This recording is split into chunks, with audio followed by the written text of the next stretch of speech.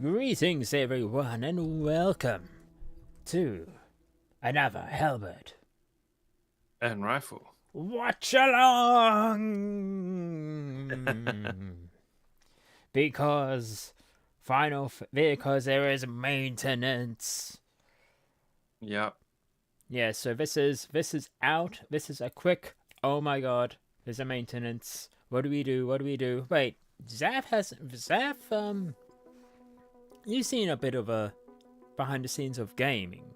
Not really of films, but of games and all that stuff and all that. Have you? Yeah, probably more so games than films. Yeah. Yeah. Okay. I mean, which ones have you seen? Like, what's the most prevalent? I can't. It's difficult to think of any right now. I think maybe I might have watched behind the scenes of Guild Wars 2 way back, like over a decade ago. Yeah. I don't watch them often. I mean, yeah. What about you? Guild Wars 2, of course. I remember watching a lot. Now, way back. I think one of my old schoolmates gave me the Command and Conquer Decade Edition. Last Decade Edition.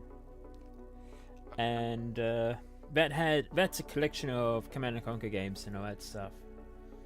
It was awesome. And it had behind the scenes of like every Command and Conquer all the way up to, I think, Generals. Yeah. Nice. Yeah. So I've seen a lot of that.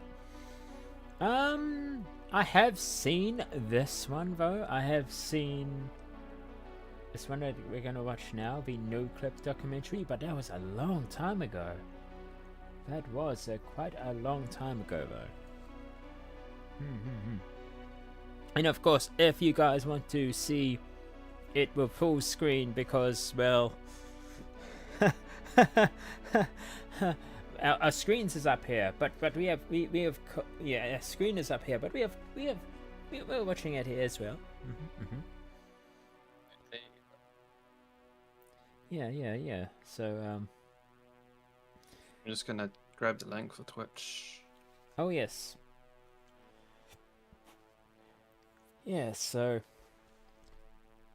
yeah, but oh, what else? I mean, I've seen small ones. There was like, especially when I was at uni, when I was studying, I watched a lot of let's play. I mean, watch over behind the scenes of indie games.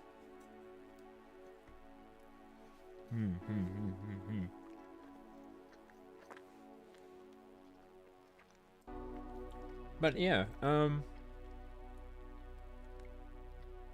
not too many. There we go. That should be fine. Yeah. Oh, nice. Put it up the top of the chat there, so it doesn't float away when people talk, or the bot talks. Indeed. Anyway, of course. Yeah. So, anything else to say before you watch it? Oh, Okay. I'm ready. Yeah. Of course, we are. Zaf has his one. I have my one. If Zaf wants to pause, just say so. If I want to pause, I go. Yep. You know, and I'll tell you. So keep your hand ready for the space. And let me just tune the music out. Boop. Oh, that was perfect. That track just ended there. Or yeah, of course the track is by Right Bad Audio. Check them out. Neat synth music he has there and all that stuff. So yeah.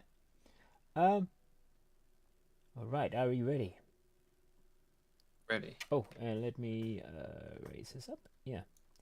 In 3, 2, 1, go. Of course, enable subs, Japanese speakers only. Oh yeah, I already did this.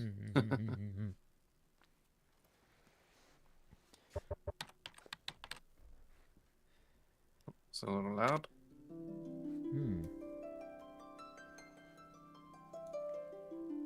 Square is buried deep into the culture of Japan.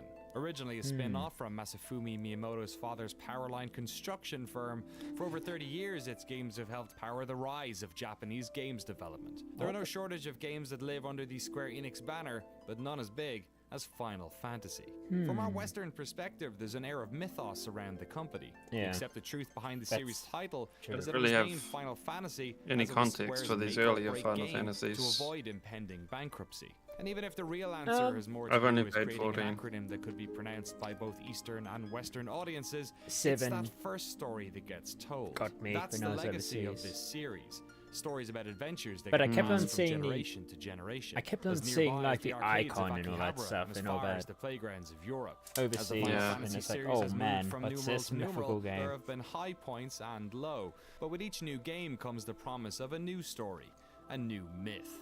The story of what happened with Final Fantasy XIV is one such myth. What we know about it comes from old reviews, archived message board threads, and through conversations with those who were there. The reason for this is that the original version of Final Fantasy XIV doesn't exist anymore. Unlike the vast majority of other old games, there is no way of playing it. It was redacted, painted over. Where once stood a game that threatened to sink the Final Fantasy brand forever, now stands the second most popular subscription MMO in the world. And as the years pass us, the myth of that original version and its incredible redemption story are at risk of disappearing. How did it all happen? How did the same studio that shipped a broken mess turn it all around in 2 years? Why did they make the decision to keep the old version still alive while secretly working on a brand new game? And how did they manage to make all of this, the redesign and rebirth, part of the game's lore? We knew this was a story worth telling, not only for those who were there to see it all go down, but for the millions of you who have never heard about this, who never knew the extraordinary lengths the development team went to save this game. So we did just that. Pack your bags, friends. Noclip is heading to Tokyo.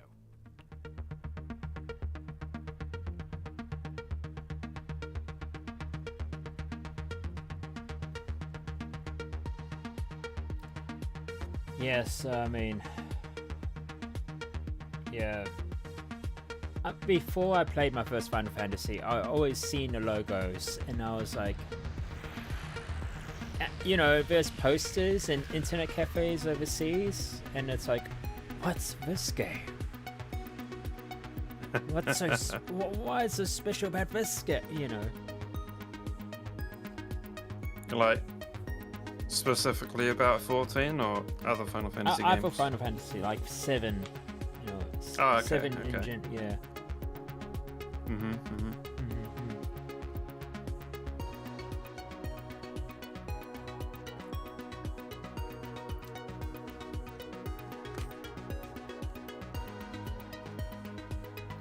Yes, so. Oh, this is Akihabara.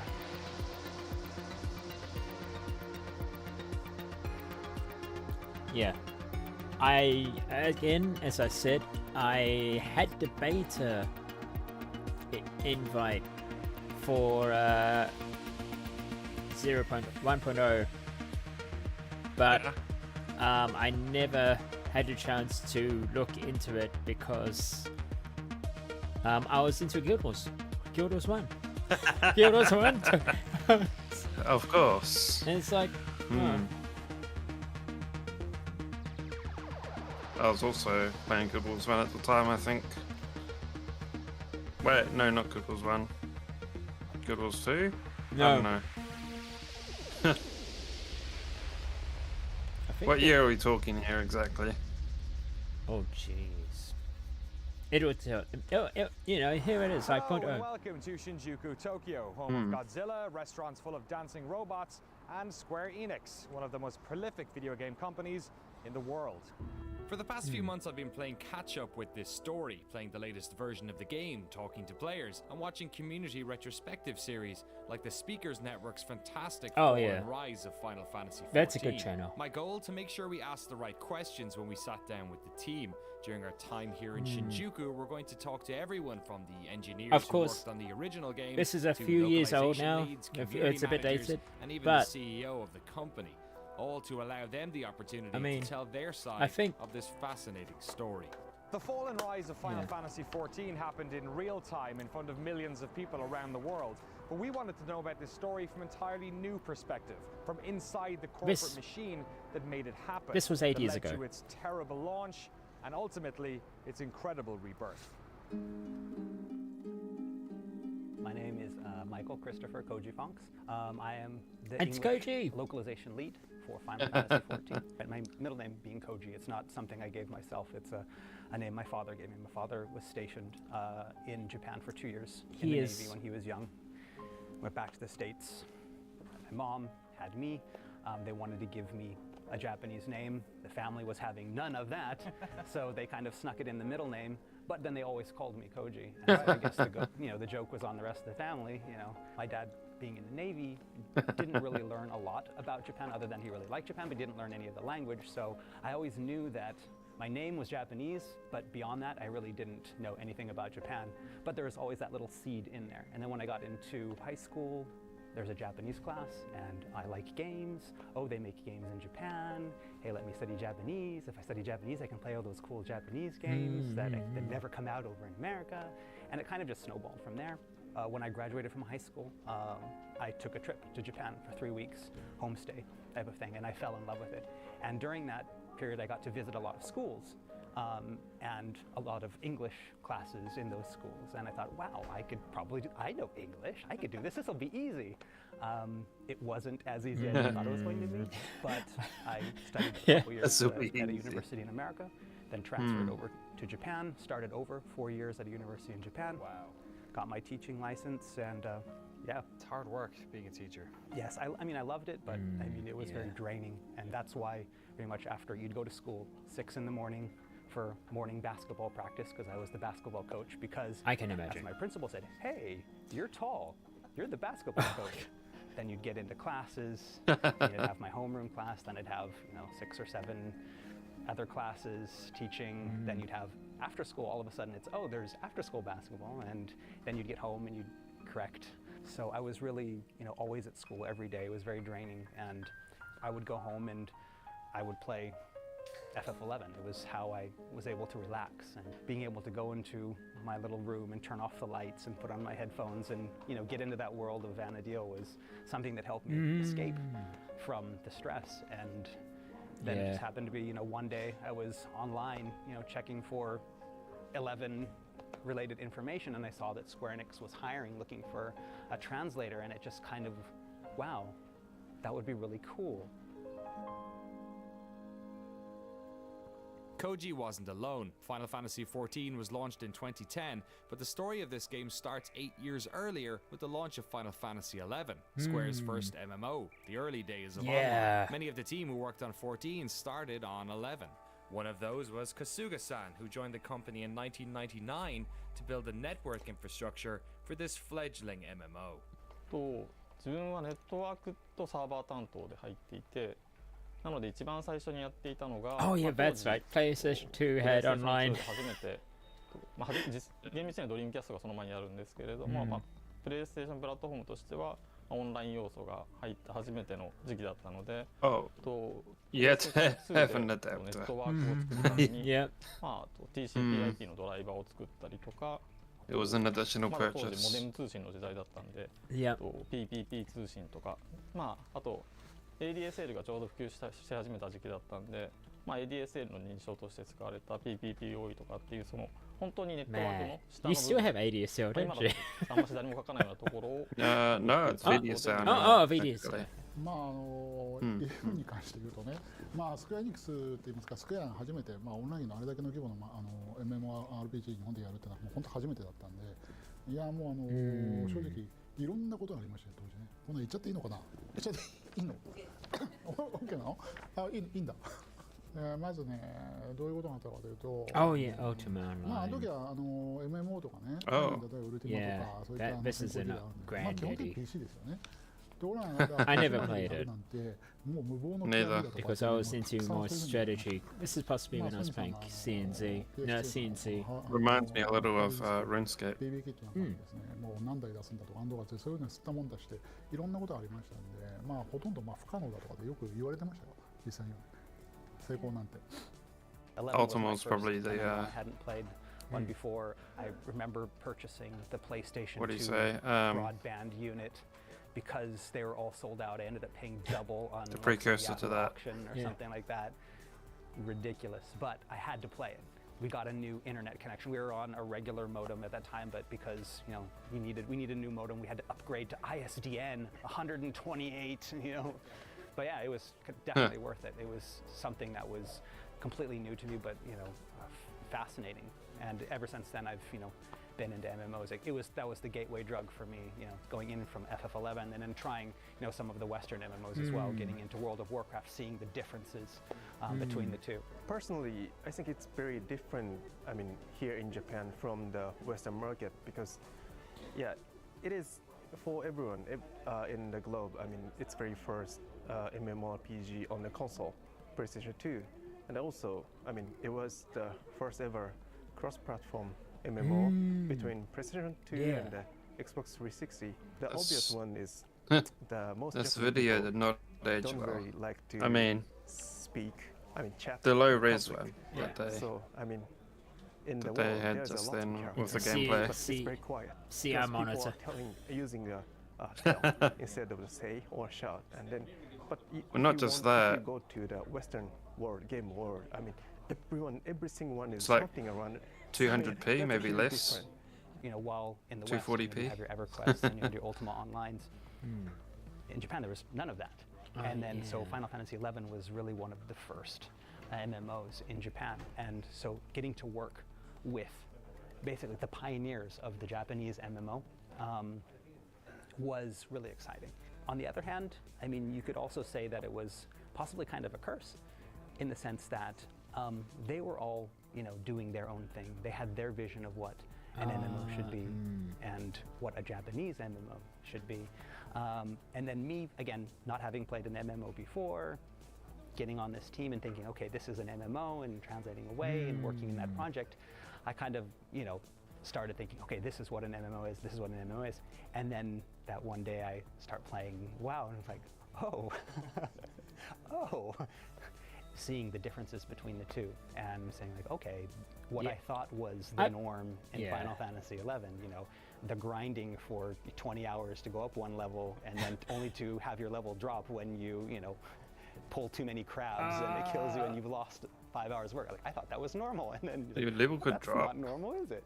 The Japanese base game, Final Fantasy XI, had already released, and they were working on the first expansion. Your pack, level could drop in Rise of Worldcraft? Zalart. I was part No. of the team I didn't that know was that. working to get the Wait, base no? game and Rise of Zalart all translated before the Japanese Not Rise of in Zalart was finished, so normal. we could all release at the same time. Right. Did you get it on time? No, in Did it on Worldcraft, time. in World I of haven't missed- I Warcraft. haven't Not missed in the normal. deadline yet. That's one thing I'm proud of. Not on Final what? Fantasy XI Normal. was a huge success for Square Enix. It established a concurrent user I base can't of go around pause 250,000 players for years. Oh, It was the most profitable Final Pausing. Fantasy game ever. And at one Did you stage say it was the- pausing? Okay, yeah. Okay, I got it paused. About World of Warcraft. Yeah, okay, so yeah, back then it was just vanilla. It was just normal World of Warcraft. But now So that's what we call WoW Classic, right? no, WoW. WoW Classic is the old version. So okay, this I have to talk about here about how many types of WoWs there are now. There's retail WoW. Okay, so things go on for expansion to expansion. Some expansions like Cataclysm change the original maps because there's a Cataclysm. So yeah, they change the original maps. What Classic does is that it is like a restart from the beginning, and it doesn't change the map, so it's still got all the vanilla stuff before the big change of Cataclysm. So it's like then. So yeah, there's two versions. There's retail, which is normal version, and then there is classic, which is like back in the day version before the big modern changes. Because some people like the old-fashioned WoW. Interesting. Yeah. As well.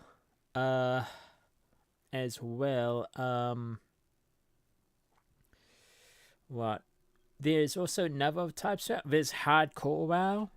That is more like the death game, the high risk reward game, because that is permadeath. Yeah.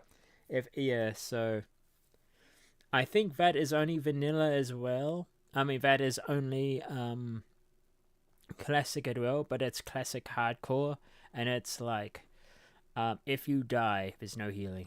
There's no rising. Mm-hmm. There's no rising. Yeah. Mm-hmm. Yeah, but okay, I'm at 30. I'm at 13. I'm at 1332. Okay, 1 sec. I'm at 1332 as well. Okay, resume in 3, 2, 1, go. Years. It was the most profitable Final Fantasy game ever, and at one stage was the 6th most popular game on all of Xbox Live. More than that, it established the Japanese style of MMO, and when the decision was made in 2005 to start work on a sequel, the new MMO was built around things that made 11 successful, focusing, like most Final Fantasy games do, on beautiful graphics and an interesting battle system. This new game was to be directed and produced by the same duo that shipped 11, series veteran Hiromichi Tanaka and Nobuaki Is that combat Komodo. in Final Fantasy in XIV was Olga? announced for Windows and PlayStation 3 in 2009, but behind the scenes the development team was Is that a struggling 1.0 to thing? put Yes. the pieces of its new world together. Oh. まあ、ファイナルファンタジー14のその最初のバージョンの、まあ、自分が見た時の一番 Yeah, 大きな問題点、まあ、最終的にそれが問題だったと考えているものっていうのはその最初のコンセプトとしてそのプランナーがスクリプトを書くことによってゲームを作っていこうで、まあ、利点としては、まあ、プランナーが考えて自分たちで実装するんで高速な開発ができる、要は、そうじゃないと基本的にはプランナーさんはものを考えて開発者にエンジニアに相談してどう実装するかを決めてで、まあ、ゲームデザインをする人はそのどういうパラメータをいじりたいかとかを相談しながらエンジニアと話をしてものを作っていかなきゃいけないんですけれども、まあ、そこの部分に関してスクリプトを導入すると自分で考えて自分で実現することができるようになるっていう発想でゲーム実装の大半がスクリプトで組まれてたんですね。でそのスクリプト UI の問題もそうなんですけれどもゲームも UI も基本的にはスクリプトで書かれていてでスクリプトを動かすエンジン側がかなり負荷が高いというか CPU をたくさん使わないと動かない状態になっているんで、まあ、ちょっとした何かをするだけでもゲーム内で少し何かをするだけでも非常に CPU リソースを使うことになっていて、まあ、すぐにサーバーが回るサイクルが遅くなっていくっていうことが問題として発生していました。で結果としてそのサーバーでできることは少ない、あとゲームとしてサーバーで実現できるところは少ないですし何かしようとすると負荷が上がっちゃうんでじゃあそれを回避するためにどうしようとかっていうことで結果的にそのゲーム内容としてリッチなものが実現できなくなっているってことが起きてましたので UI もスクリプトで組まれていたので、まあ、なんかちょっと処理するだけでもすごい時間がかかるっていうような問題が発生していました。Like I mentioned before, again, localization being in a position where we get to see all the parts come together first. We were some of the first to realize that, Houston, we have a problem, that type of situation. I mean, you had the battle team, they're like, yes, we have this great battle system, with stamina and these things that you can do. And then you had the story team, like, yes, we have this story. Oh, hey, we have these guilties and all of these parts. Yeah, this is stamina. Everyone was really, really proud of stamina the parts. Look at this grass, it's so beautiful. Look at this barrel, it's the most beautiful barrel ever to be, represented in graphical form. Got as many And- polygons as the character. Yes, and all of those parts, all of these teams, again, very, very proud of their work. I mean, the team was, put together with some of the best minds in Square Enix. You had people that were, leads that could probably even, lead their own projects, were all come together, and it became a lot of just tiny little groups making something that was really great. But once you put it together, it was kind of a mess. And no one really knew that, except for localization and probably QA as well. And we're like, okay, we need to do something. But by then it was one of those, it's kind of too late to do anything. But for us, I remember you saying some of these things as well. It wouldn't make sense, or it would just be very bland. And thinking, if there's any way to make this game better, what can we do? It's like, well, I can take this text and maybe add some more stuff into it, add some more flavor to it, and maybe that will. Other departments were doing their own thing. From the fact that the battle. Yeah. At a fundamental level, the piecemeal design of the game was causing problems. Graphics were inconsistent. While many elements of the world were copy and pasted ad nauseum, some environmental objects had as many polygons and shaders as a character model. The battle system was just confusing.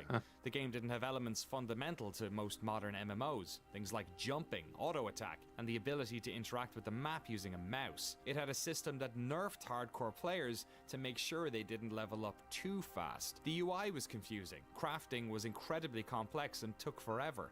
And simply, there just wasn't enough content. The closed beta wasn't going well. They needed more time to fix these problems, so the open beta was pushed back to within a month before launch. The team knew there were problems, and they were getting frustrated. で、今まで話していた仕事っていうのは大体その2010年の1月から Oh, リリー2010. スされる 8月ぐらいまでの間にやっていたことで、ゲームが本当に良くないっていうのがこう、Yeah, みんなに認識されて自覚されていくっていうのは結局ベータが始まって製品版が始まってっていう that sounds about right. 8月9月10月ぐらいまでの期間に起きたことなんですね。で、 That was what, 実際には 2006. こうチーム内の意識としてもリリース前、そのベータが始まる前から本当にこれをリリースしていいものかどうかっていう議論はある程度そのチーム全体でそのオフィシャルであったわけではないですけれども、開発者の中ではやはりその世に出していいクオリティかどうかっていうところは議論がありました。When 1.0 was getting made, was the mentality that, oh, we're not like, that's like their thing, and we have our very own successful thing over here, we're going to just make another one of those? Right, and that's really what it felt like, is that we're going to continue doing what we did because it succeeded before. Why wouldn't it succeed again? And seeing that direction, them taking that direction, and knowing that, having worked on 11, that yes, they were very strict and successful. older. Seeing the success that they had with Final Fantasy XI, seeing these great creators, creating something that was, Doesn't look like it changed much. But then on the other hand, knowing that what they were doing was, but maybe that might not, that worked 6 or 7 years ago, but a lot of things have changed since then. And I think there was even one guy on the localization team that got like to that point where he just got so frustrated that he just wrote this scathing mail and sent it out to the whole team. There was before telling anyone else on localization he was going to write it, and then we all get it at the same time. There The dev was team. We're reading, it's like, wow, this is really terrible. I hope he doesn't. Oh, he sent it to the whole team. Okay. So, Paused. yeah. Okay, if I remember rightly, I think with 1.0, it was like an MMO, like World of Warcraft. There was no loading screens. So Really? yeah, so how they did it is that one big map. oh yeah. But how they did it, God. how they did it is there's loading what do you call it? Hallways or loading Loading elevators. loading elevators, loading tunnels. Yep, there's a lot of loading tunnels. Yeah. So in older, there are, I think they changed the entrances. So in older, you go through this tunnel before you get into the city. Between Right. areas, in 1.0 there is areas where you go between like, you know, cliffs and all that stuff, and it is like a loading tunnel and all that. So yeah, there's a lot of loading tunnels.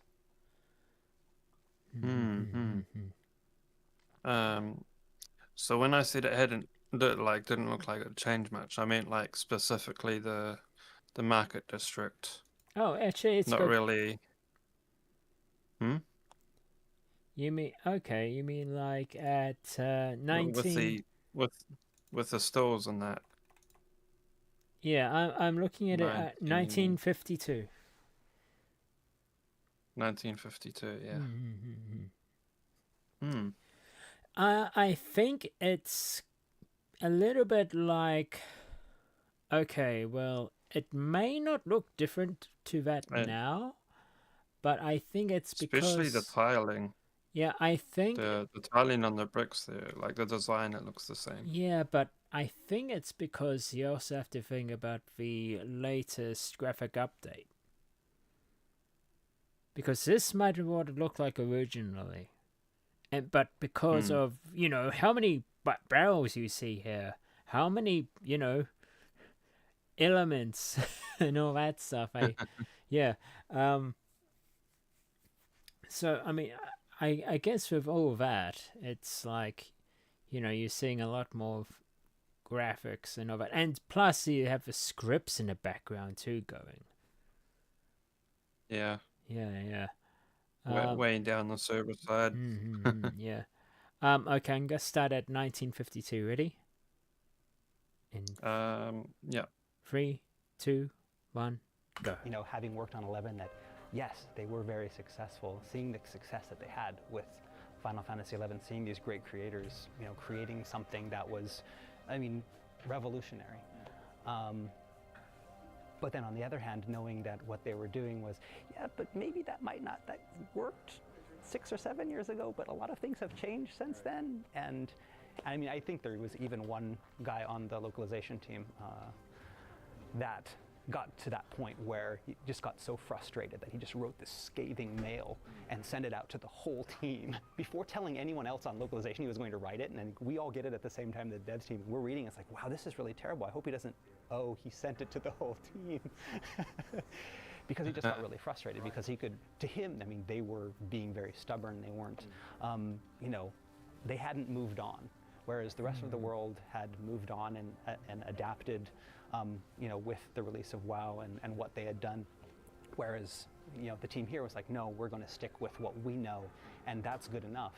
Then start feeling more concerning the situation. I mean, this is not fixed. Oh, you announced the launch date, but it's not fixed. So, but still, some major portion of people wonder what that was for. Still believing, no, it's better, still better.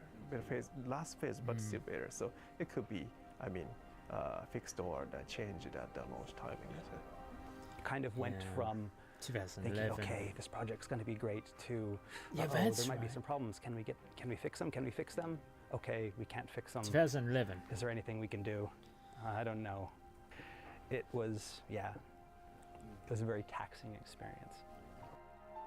The team crossed their fingers and hoped that the game's beta problems were simply that, the same issues that most MMOs have, ones that could be fixed with patches once the game entered live operations. And so Final Fantasy XIV Online launched on September 30th, 2010. It sold well its first week, and after a month had over 600,000 players swarming into its world. But it didn't take long for the cracks to appear. The problems in the beta were echoed by new players. The game was sluggish, the servers crashed, and Eorzeans quickly ran out of things to do. Quests were limited, and the fatigue system even made grinding for XP next to impossible.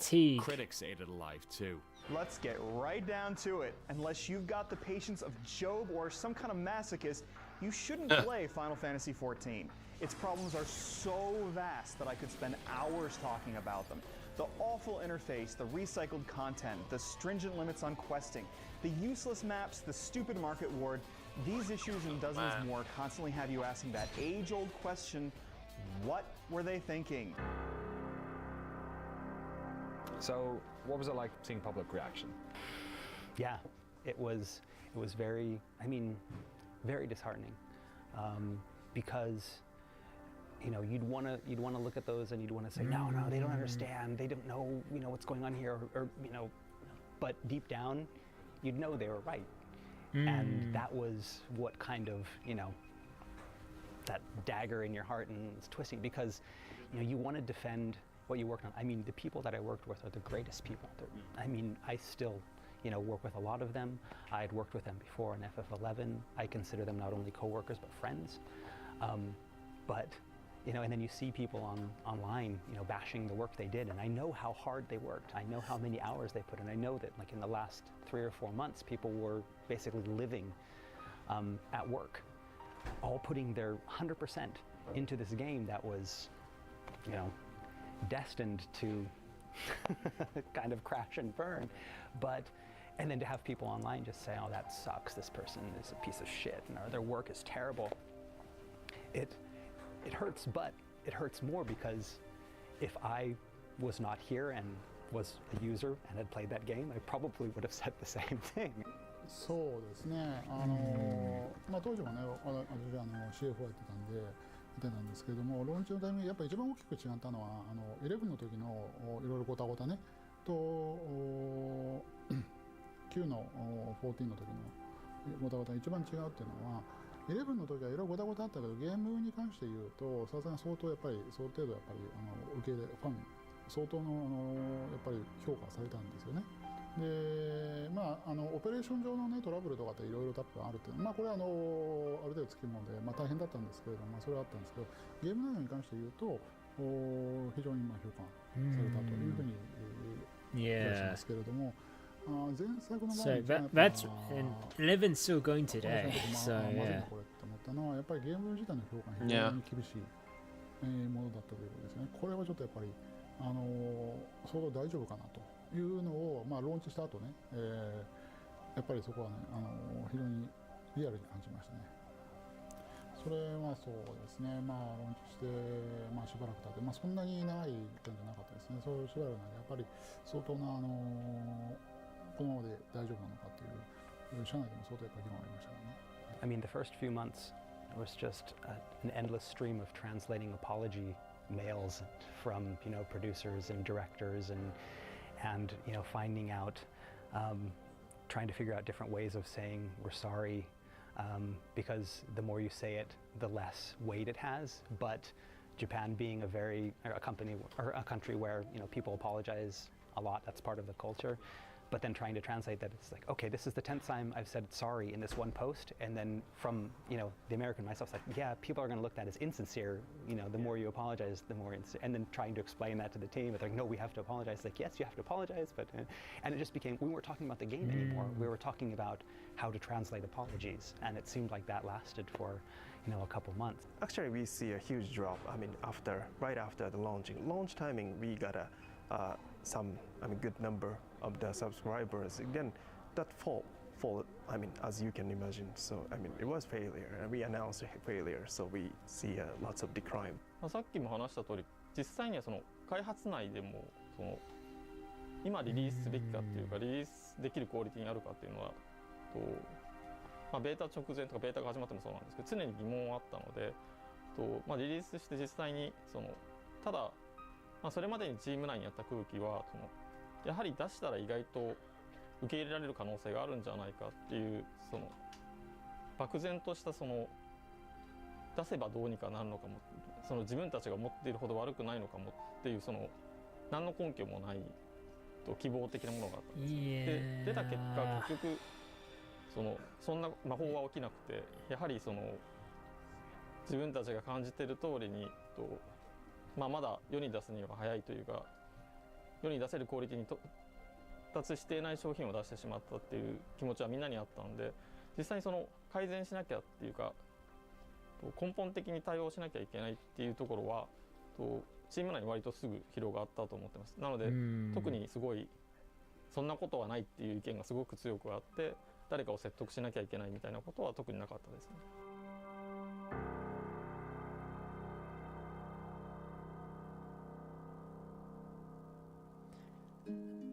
Today, Square Enix is based across multiple floors in a modern office complex in Shinjuku, Tokyo.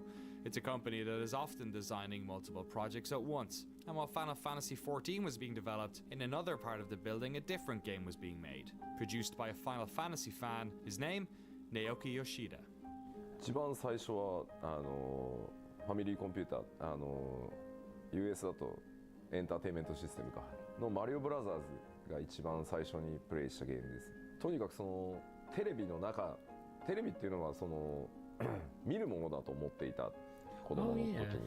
ところがそのマリオブラザーズで初めてそのコントローラーを握ってゲームをプレイした時に、まずそもそもテレビのものを自分が自由に動かせるっていうことがものすごいショックで、友達の家でプレイさせてもらったんだけど、ものすごい興奮したのを覚えてます。ドラゴンクエストっていう日本で RPG を大きく広めたタイトルを初めて触った時に、アクションではないゲーム、数字のやり取りでこんなにまたさらにゲームは面白くなるんだっていうのを、特にストーリーラインがあって、また次のカルチャーショックを受けてRPG っていうジャンルにものすごくなんだろうフォーカスしていくことになったかなとは思います。当然その翌年に出たファイナルファンタジーにもその映画的なその演出ファンタジーをより強く打ち出したっていうところにもすごい衝撃を受けてたので、やっぱり僕の中でドラゴンクエストとファイナルファンタジーっていうのはすごい大きかったですね、当時。Like most Japanese players at the time, Yoshida-san played all the early Final Fantasy games. He holds them in high regard, though he still holds the bitter memory of not being able to save before the last dungeon in Final Fantasy III. But when he was 11 years old, a brand new type of gaming experience arrived at home. His uncle gave him a PC. On this PC, the young gamer learned how to program BASIC. His first video game centered around trying to break into a bank vault. But this PC also exposed him to a spectrum of gaming that eluded most Japanese players. Western role-playing games. He fell in love with games like Diablo and was stunned when he first went online and played with other players. でその翌年にウルティマオンラインをベータからプレイし、先輩にとにかくすげえゲームあるって言われて、ウルティマオンラインをベータから始めたのが初めて MMO をプレイした作品で、やっぱり同じようなその3回目の衝撃、3000人が同時に一つの世界で遊ぶっていうのがもうとてつもないまた衝撃でしたね。まあウルティマは本当に自由度のウルティマオンラインは特にとにかく初期は自由度がめちゃくちゃ高いゲームだったので、そのいわゆるロードの称号をつけたそのなんて言ったらいいんだろうな、すごく紳士的なというかコミュニティリーダー的プレイをするキャラクターと完全に悪のプレイヤーキラーをやるキャラクターを2つ作ってどっちもものすごい遊んでたしやっぱりその MMORPG っていうゲームがどう作られているのか、どういったエンジニアリングが必要なのかっていうのもものすごいそこで勉強させてもらったと思います。もうその頃からはコンソールと同じぐらいの比重で PC でゲームをかなり遊ぶようになってたので、自分で PC パーツ買ってきて組み立てたりしてたし、でやっぱりそのあたりで FPS もかなりプレイし始めてたし、特に 3DMMO のスタートであるエヴァクエスト、その後プレイをし始めて、当時エヴァクエストのパッケージを日本で手に入れるのが本当に大変で、出張で東京に来た時に秋葉原をね時間を作ってゾンビのように店をこううろうろしてエヴァクエストってゲームなんですか、エヴァクエストって何ですかって。What minute second are you up to? Yoshida-san would embark on a career in games. Okay. Hang on, I'm just looking where it went black, when it faded to black. When did you crash? So I'd say around 31, 39. 31, 39. Okay, got it. Resuming in 3, 2, 1, go. 3DMMO のスタートであるエヴァクエスト、その後プレイをし始めて、当時エヴァクエストのパッケージを日本で手に入れるのが本当に大変で、出張で東京に来た時に秋葉原をね時間を作ってゾンビのように店をこう Man, that's like me エヴァ trying ク to. エストってゲームないですかエヴァクエストってないですかって Yoshida-san would embark on a career in games that would eventually see him joining Square Enix to work on the Dragon Quest series. Though he wasn't working on the Final Fantasy team, he was part of the umbrella group that was allocating programmers to various projects. He didn't have granular visibility on FF14, but he knew the team was struggling. I asked from his perspective as a producer where he thought the game's problems were coming from. まあわかんないこれ広報にカットされるのかもしれないけどクリスタルツールズって呼ばれるミドルウェアを全社でその作ろうとしていたので腕のいいプログラマーが全部そのチ Oh, ームに Crystal Tools, yeah. 各なんだろうゲームラインから招集されてそのメインプログラマーがみんないないっていう状態になってしまったのでどのプロジェクトもものすごい大変な時期だった。まあオリジナルの14がああなってしまった理由の一つでもあるかなとは思いますね。さらに2つ大きな問題がそこに絡まっていてスクエアエニックスその全体にプレイステーション2のジェネレーションで本当に世界一クオリティグラフィックスのクオリティが高いそしてゲームエクスペリエンスがものすごく詰まったゲームっていうのをたくさんリリースしたので本当にこうなんていうんだろうある意味自信過剰にもうなっていた時期で自分たちが世界一だし自分たちのグラフィックスこそが世界一 Oh, yeah, this is 10. その作り方は Yeah.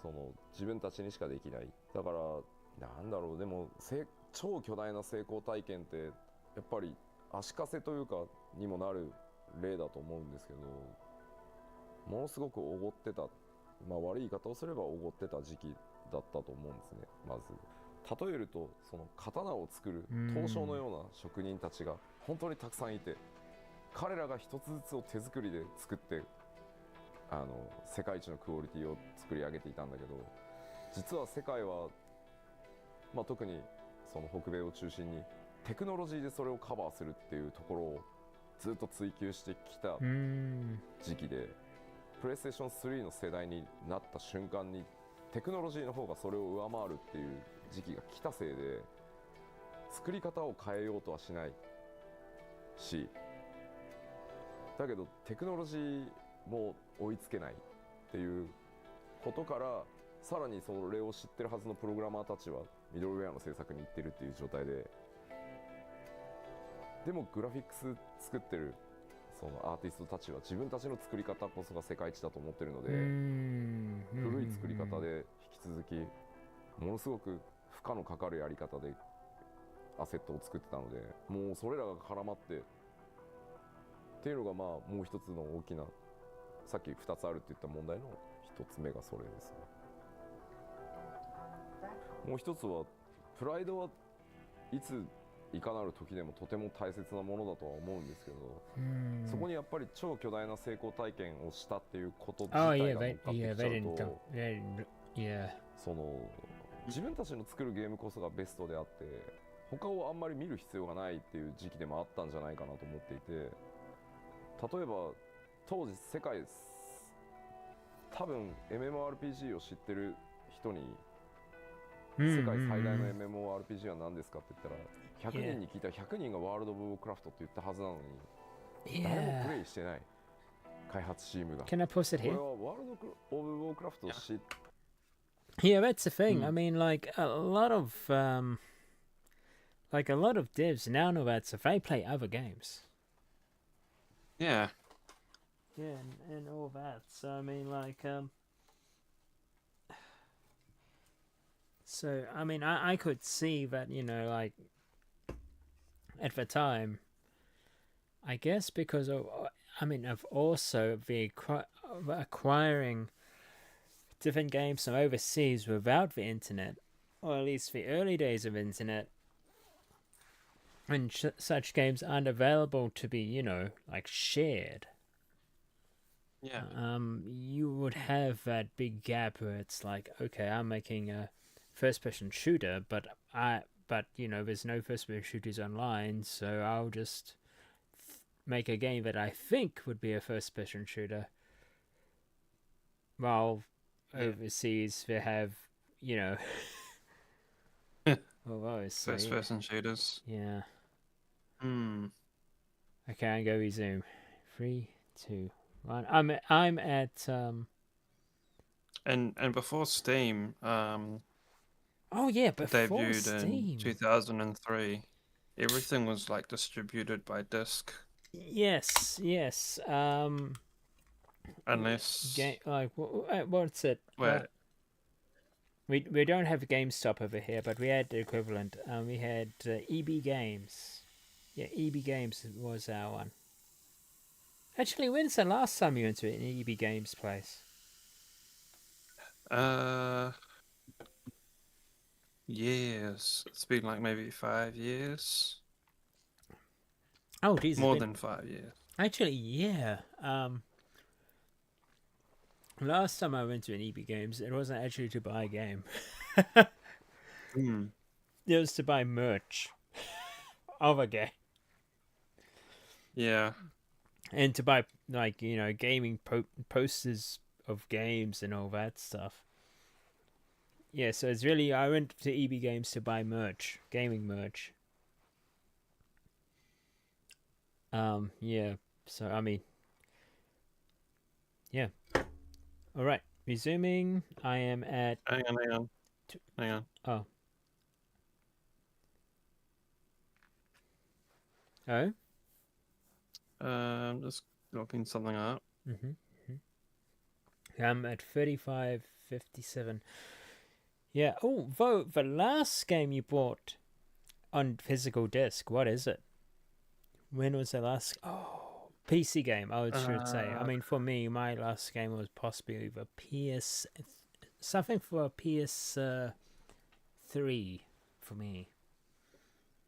Yeah. Oh, does second-hand count? Okay. Because I bought some games for the PS3 too, but they were second-hand. Oh, okay. And that was more recent than any PC games on disc I bought, actually. Oh, okay. I used to buy a lot on disc when I was first working at my first ever job. I was really playing a lot on disc. Yeah. So I got The Last of Us on disc and a snowboarding game which I can't remember the name of. Oh, PS3. Oh man, I do remember a snowboarding game as well. I never played it. I remember. Does it have like a guy with a snowboard upside down doing a flip or something? Possibly. And was it similar to like Motocross Madness and all that? I don't think so. Oh, okay. Yeah. Oh. I mean, you pretty much just snowboarded down a hillside. Oh, yeah. Of snow. Yeah. Yeah, okay. What about from an EB Game Store? Oh, from an EB Game Store. Yeah.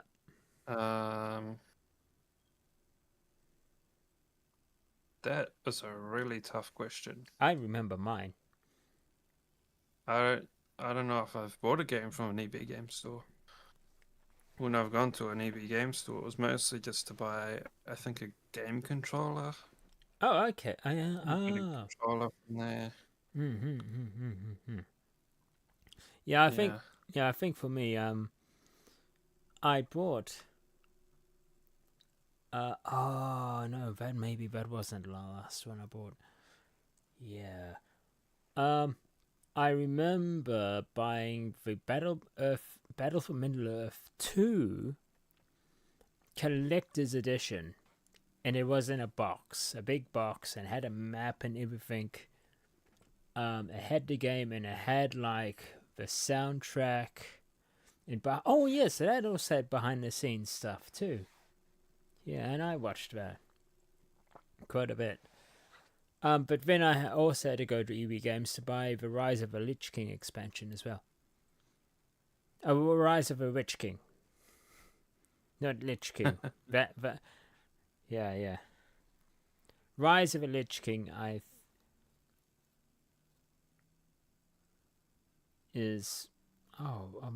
so I normally, man. Yeah, that's a Wrath of the Lich King is World of Warcraft. Rise of the Witch King is Lord of the Rings Battle for Middle-earth 2.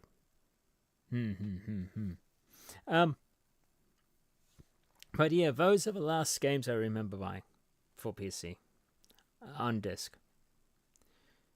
Oh wow. Yeah. Yeah, some time ago. Yeah, a lot. Yeah, and then oh no. What else? I don't know when I got it. I bought Rome. I bought Empire Total War as well from EB Games when it got released, and that was the game that got me to install Steam finally. Which game got you to install Steam? Total War Empire Total War. Right. Okay. Yeah, so that one was the one that got me into making a Steam account.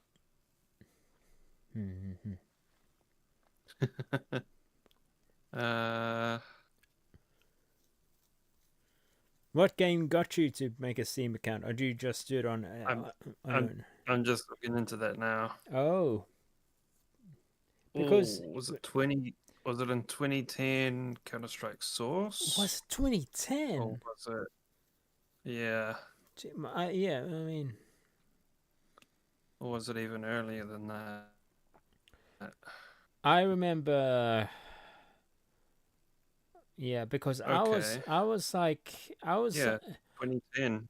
I remember being like, oh no, who wants another program just to play a game?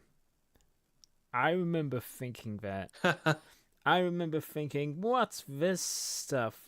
I don't really want to buy this. Or do I really need to install this to play this game? It's going to be annoying. For me, I was just like, yeah. I didn't mind it at all, to be honest. I mean, I soon forgot about it, but... Christmas Eve in 2010. No, Christmas Day. Oh, geez, okay. Christmas Day in 2010. Yeah. That's crazy. 2010? Yeah, 2010 is when I had my first job. Well, no, around 2010 is when I had my first... Oh, no, wait. What was it? And I don't even remember this, but apparently it wasn't a game I bought on Steam. It was a CD key.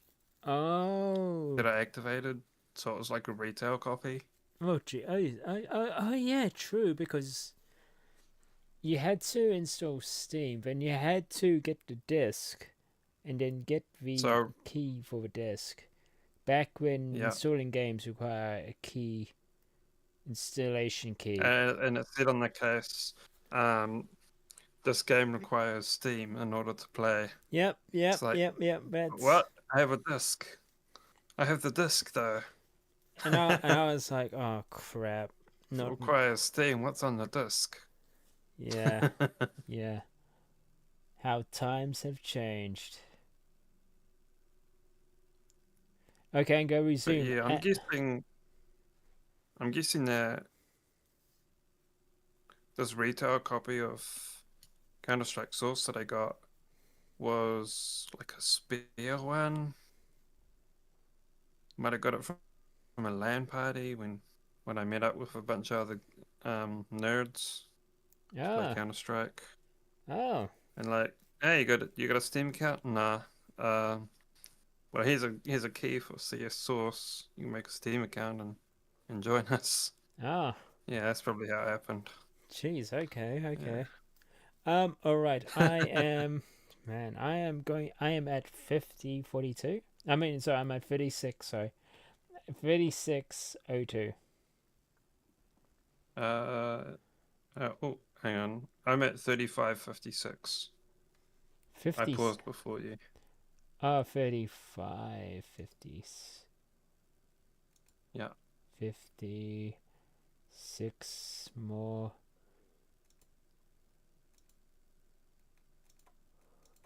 Oh my god. I'm swapping between like... Oh my god, I'm 35.57. I can't get any closer.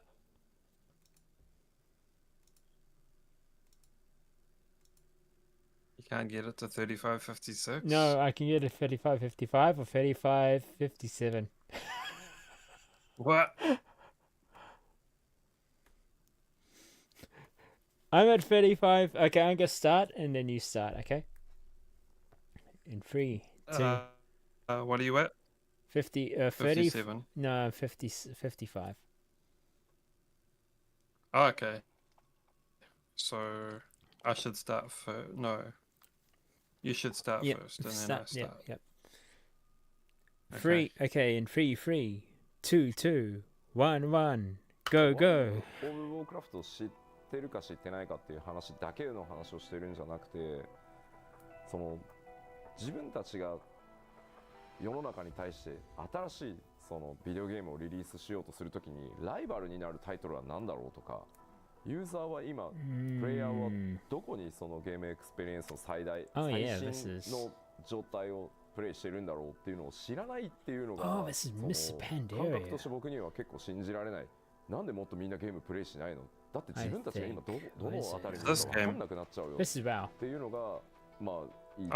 で特に14の場合に関してはもちろんファイナルファンタジー11の超巨大な成功体験っていうのが邪魔をしたっていうのもあるとは思うんだけど、あの当時はエヴァクエストを徹底的にプレイをして、だからこそ11を作ったはずなのに、So the devs of 11 looked at EverQuest. 隣にあるレストランがどんなメニューを出していて、どんなサービスをしてるかを知らずにレストランを回転させる人がいないんじゃないって。Then and now play just games. The launch stage then of 1.0. What was the feeling within Square Enix? The beta was quite close to launch. Were people anticipating that there would be negative feedback, or were they less aware that that was going to happen? I guess. 僕は他のチームにいて、すごくベータの評判が悪いっていうのはネットでニュースは見てました。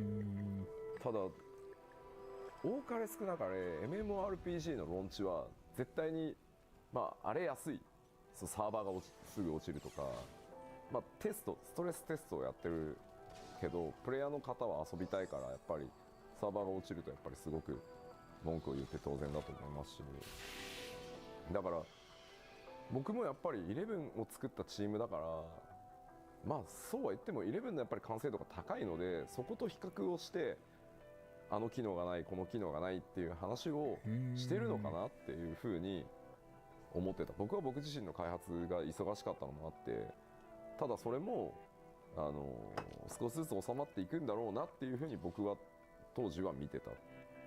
ただ別の角度、今度はそのオリジナルの14チームの中のその視点としては、このままだと本当にまずいもっと時間をかけて品質を上げないとっていう、もちろん声を上げる人たちもいたけれど、会社って全体の判断としてはファイナルファンタジー11のスタートもそうだったと。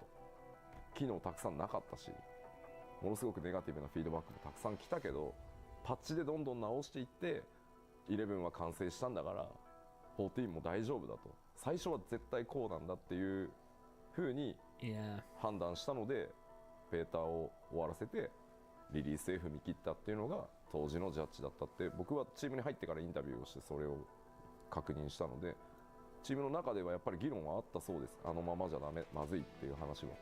ただ最終的なジャッジは今お話しした通り、11の時もそうだった。でも11だってずっとパッチを続けてなったんじゃないかと。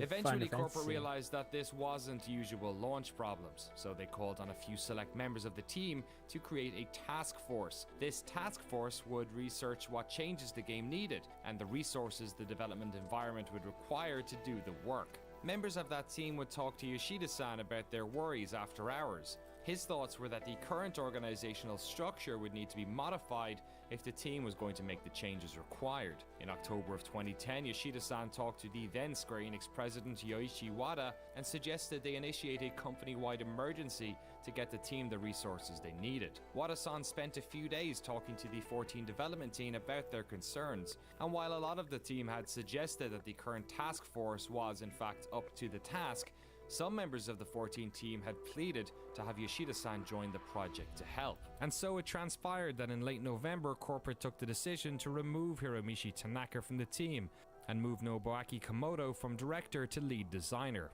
Both of their vacant positions would be filled by Yoshida-san. At that time, he was leading a team that was working on an original IP for Square Enix. He was disappointed to leave that team, but excited for the opportunity to work on one of the company's crown jewels, a numbered Final Fantasy game. So, he got right to work. やらなきゃいけないことが当時3つあると思ってて、順番にやってったんですけど、まずそのチームに、オリジナルのチームにトップが変わります。で、あとそのタスクフォースメンバーもそのまま開発コアとしてリードに入りますっていう当然話をしなきゃいけない。全チームに。ただ僕はドラゴンクエスト側のゲームを開発することが多かったので、そのほとんどのスタッフを知らないというか、顔と名前ぐらいは知ってるスタッフはいたけど、その一緒に仕事したことがある人がほとんどいなかったので、まず「Say hello」っていうところからで、一度もみんな仕事したことがないから、どんな仕事をする人間なのかを見てくれればいいよってまずで、こいつダメだと思ったらチームを抜けて構わないからっていう話を最初にして、一緒に仕事してみよう。でも1回はいいよねって。でそれでダメだと思ったら本当すぐ抜けて構わないから3ヶ月ぐらいまず一緒にやろうよっていう話を僕スピーチでした記憶があります。でもう1回チャレンジするよ。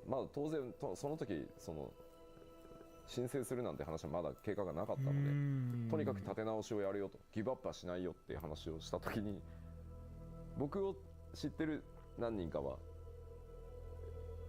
よしやるぞっていう人たちと、もう無理だよっていう人たちと、なんだよこの急な体制変更って言って怒ってる雰囲気の人たちとっていうのが大体のその時の雰囲気でしたね。そんな中で今もサウンドディレクターやってるソケンが、その話をしてた時と大きなホールだったんですけど、2階のサウンドブースで僕のマイクの調整とかやってくれてて、そのソケンが、あいつだけですよやり直すぞっていうか、そのリベンジするぞって言ったらガッツポーズしてたのはあいつだけです。今でも覚えてますよ。2階席でおっしゃーってやってたんだあいつ。I saw both reactions. I saw the, oh my God, we just went through a year of hell and now he's asking us to go through a year and a half of hell, to this point that it might, be another failure because, no one had taken a game and rebuilt it in this manner before. So basically saying like, yeah, you just have to trust me, and yeah, you could, waste another year and a half of your life and it could be a failure, and, but you're gonna have to believe me on this one. And so, yeah, a lot of people are like, I can't do this anymore. I don't know. And I can understand that because, again, it was a gamble. But then on the other hand, there were, a lot of us, myself included, but a lot of people on the team that were like, no, we worked so hard on this and we did our jobs the best that we could, but for a lot of, reasons, some circumstances that were out of our control, decisions made by higher ups, decisions made by other teams that affected our work, and nothing that we could do about it. But we had put our all into it, and we were invested in the project. And we still believed in the project. I got pause here. Yeah, I could see this. Because it's a main game of Final Fantasy. It's a numbered Final Fantasy game, and it's like the reputation of Final Fantasy is on the line. Yeah. So yeah. And also, it was like the Final Fantasy MMO that was supposed to replace 11. So yeah. But then people that were interested in 11 were, they were the target audience. Yeah. Yeah. But I mean, because they didn't. Well, yeah, all those small problems just started accumulating to this big catastrophe. Okay, I'm going to resume. I'm at 50:42. Wait, 50. 54. Oh, sorry. I'm at 43:54. Oh, I'm sorry. I'm at 43:57. Sorry. I will do next number. Ugh. 53, Okay, 50, what? 43:54. I am...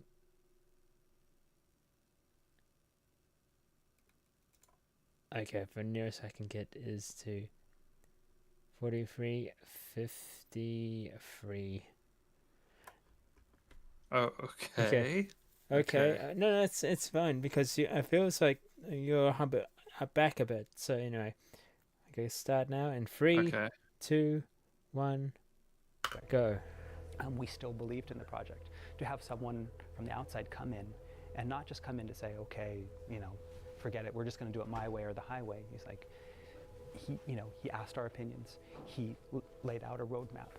He gave us a vision and a hope. And even though it seemed like it would be difficult to achieve, it didn't seem inconceivable. Yoshi P knew there was no time to wait. He worked with corporate to make sure the team had time off, both for them to relax, but also to give him time to build his new vision, to do research playing other MMOs, and to help draft his plan to deliver the vision. Play more how the team was MMOs. going to do it. They had very little time to fix this game, so once they started, the specifications Research is important. have to be watertight. And as captain of the ship, he needed to be able to answer every question the team may have, quickly. Yoshida-san was now at the helm of his first Final Fantasy, and as an avid MMO fan, he was looking forward to getting in there and fixing it. What he couldn't have known at this stage was the scale of the job ahead of him, that no matter how much they patched Final Fantasy XIV Online, they couldn't ever fix it. What they'd have to do was something that no developer had ever done, to rebuild an entire MMO while the original version was still running. I don't think that they realized immediately that it was something that couldn't be solved via patches. I think they still believe that, if we patch it, it'll be fine. And it wasn't until they reevaluated and then brought in, the new blood. Yoshida-san came in and told them, okay, yeah, this is not something that can be patched. If we want to fix this, we're going to have to take a drastic step. Yoshida spent 7 weeks researching and returned with 2 options for corporate. It was then he realized that it would be impossible to convert the current game into an MMO that could last the test of time.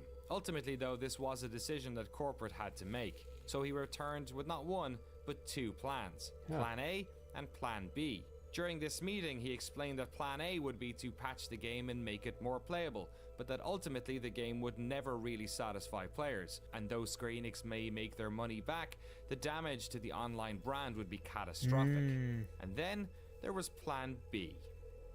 今のファイナルファンタジー4、当時のオリジナルのファイナルファンタジー14をパッチを当てて、できる限りポジティブに遊べるものにしながら裏で全く新しいそのファイナルファンタジー14をもう一度作り直すっていうのがプラン B で、その話だけを聞くと、そんなバカなってなるので、当然どうやってそれを達成するか、チームを2つに分けてでどういったそのマネジメントスタイルでそれをやるのか。Oh, the PS3 version. 発売時期はプレイステーション3版をリリースするっていうのがプレイヤーとの約束だったので、プレイステーション3の寿命が来る前にリリースしなきゃいけないので、2012年年末から2013年中には絶対リリースできるこの計画であればっていうプレゼンテーションをして、リスクは高い。ただ当然そんなことをしたことはないし、ゲーム業界で。しかも同じタイトルで作り直してるから、うまくいったとしても成功するかどうかはわからない。ただ少なくともやっぱりファイナルファンタジーってクレイジーだねとか、すごいことするねとか少なくとも自分たちがミスしたことを認めて信頼を取り戻そうとしたっていう努力は見てくれてる人は多分見てくれるだろう。だからどっちをチョイスするかは会社に任せるっただどっちであっても全力でやるよっていう話をプレゼンテーションして、まあ、結果的にはねプラン B でって言ってくれたんで今こうなってますけど。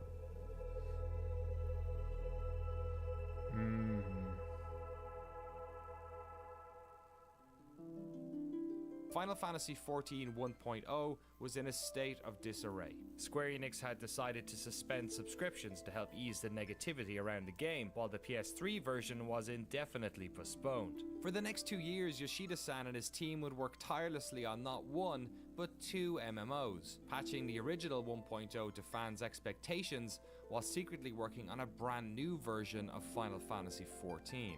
In our next episode, we focus on that 2-year period and tell the incredible story of the falling moon of Dalamud, the death of 1.0, and the birth of a new Eorzea. I wonder. Is the server up? No. Good question. No? No, it's not up. Would you like to watch part 2? Okay. Yeah, okay, yeah, we'll watch part 2. Okay, hang on a sec. Let me just... Do you have part 2? I mean, it should be in the same... I mean, when you unfull Is it screen linked? it... Oh, it's not linked in the description. Okay. Oh, it's the top next recommended video. Yeah, of course. Yeah. Rewriting history. Yeah. Yep, that's... Yeah, rewriting history. Okay, add that to the description as well.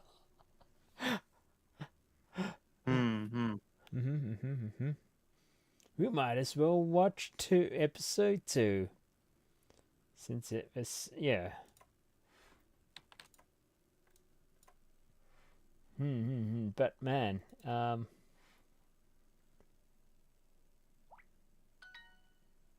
is this, yeah, okay, this is part 2, rewriting history. Oh, hang on, it's doing something here.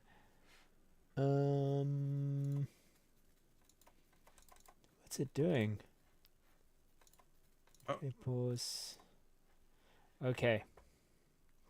I am then enabling the... Okay, there we go.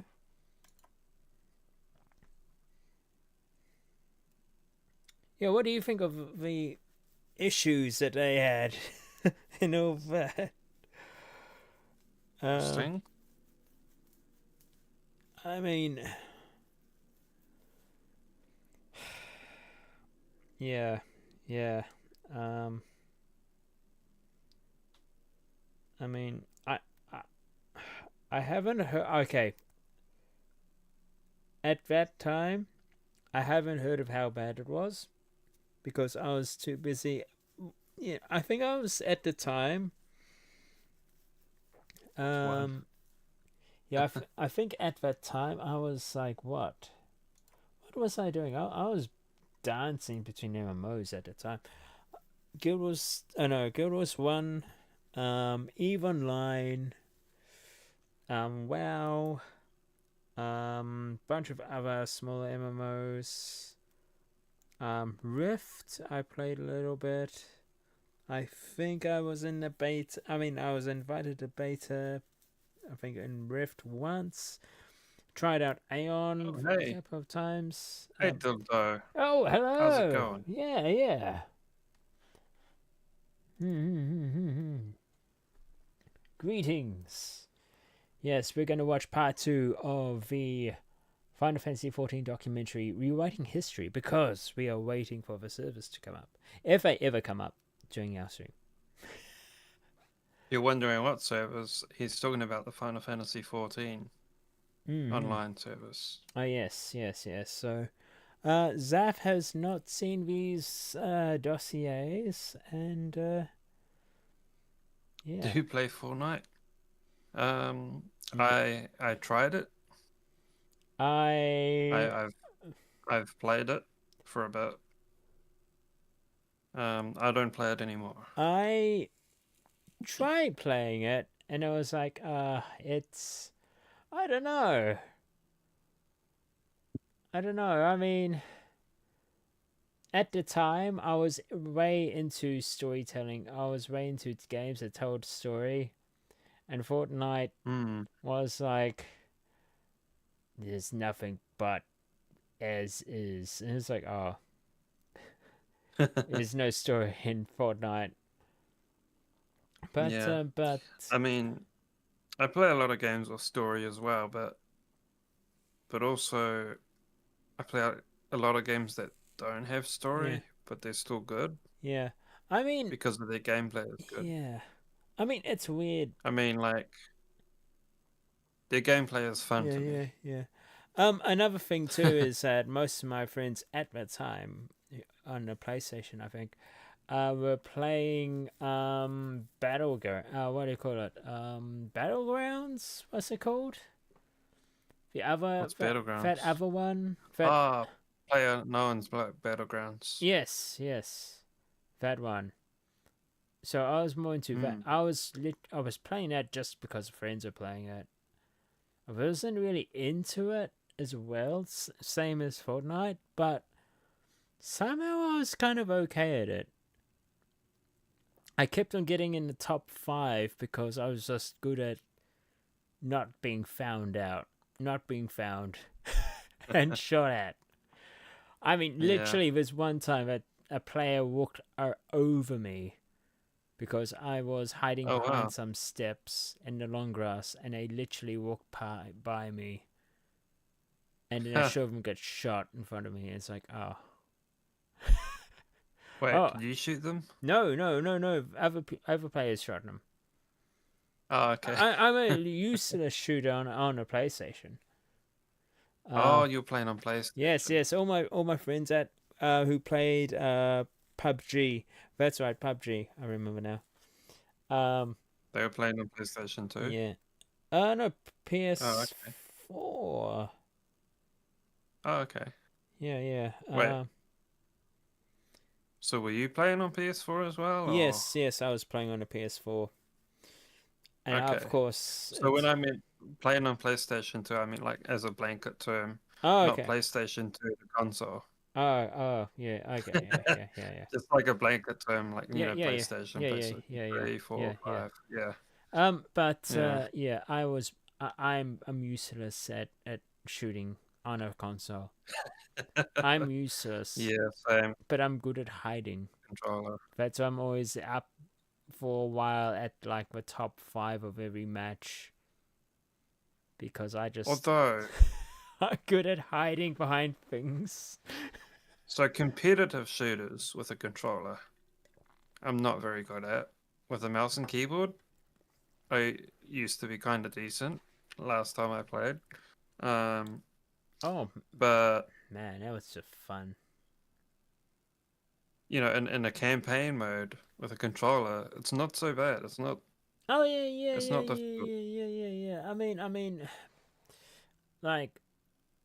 I mean, geez. Actually, like in yeah, I think in any first-person shooter for me on PlayStation, I'm normally driving a vehicle.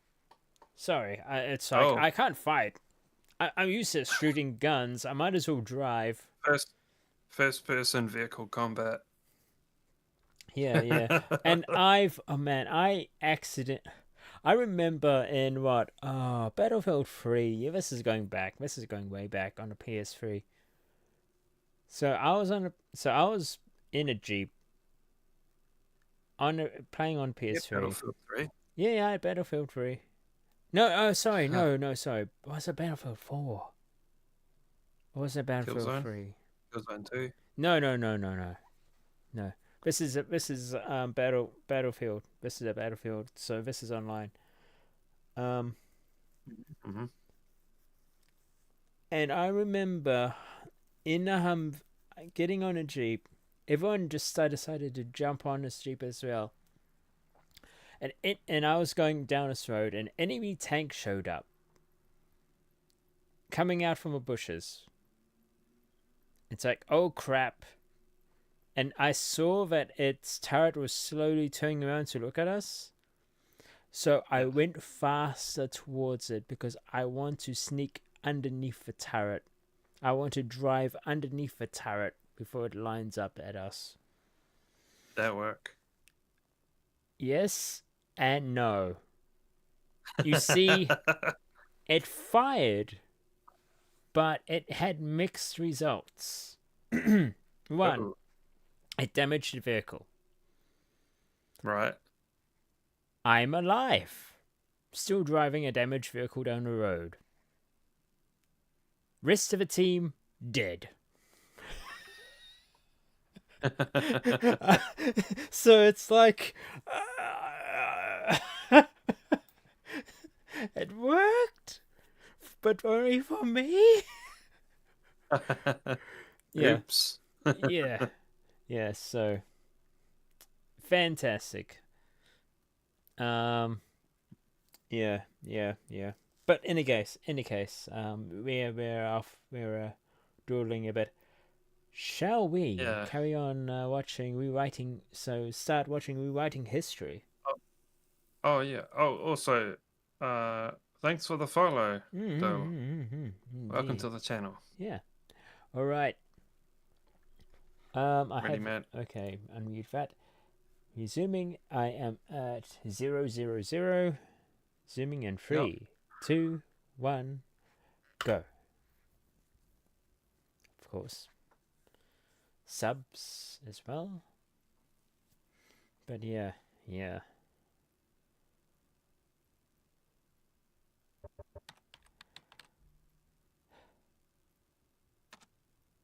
So what did you think from your perspective as CFO to fix this problem? It's going to cost a lot of money. It's going to involve creating a new game. It's going to involve keeping the other game still running. Did you think at that time that that was a solid investment, that's what Square Enix should be doing, or did you think that it was a risky venture? 単純にそこだけ見るとね、すごくリスクの高い話、多分一般的には多分なるというふうに思うんですけれども、さすがに当社はね、ナンバリングタイトルでフラッグシップのタイトルで MMO Yeah, it's a flagship タイトルなわけですから、それがこのままサービスが頓挫してしまうというのは、これは非常に将来的にまずいと。Pausing. Yeah. I am at 1 minute 6 seconds. Okay, I'm at 58. I'm going to go back to 58. 8.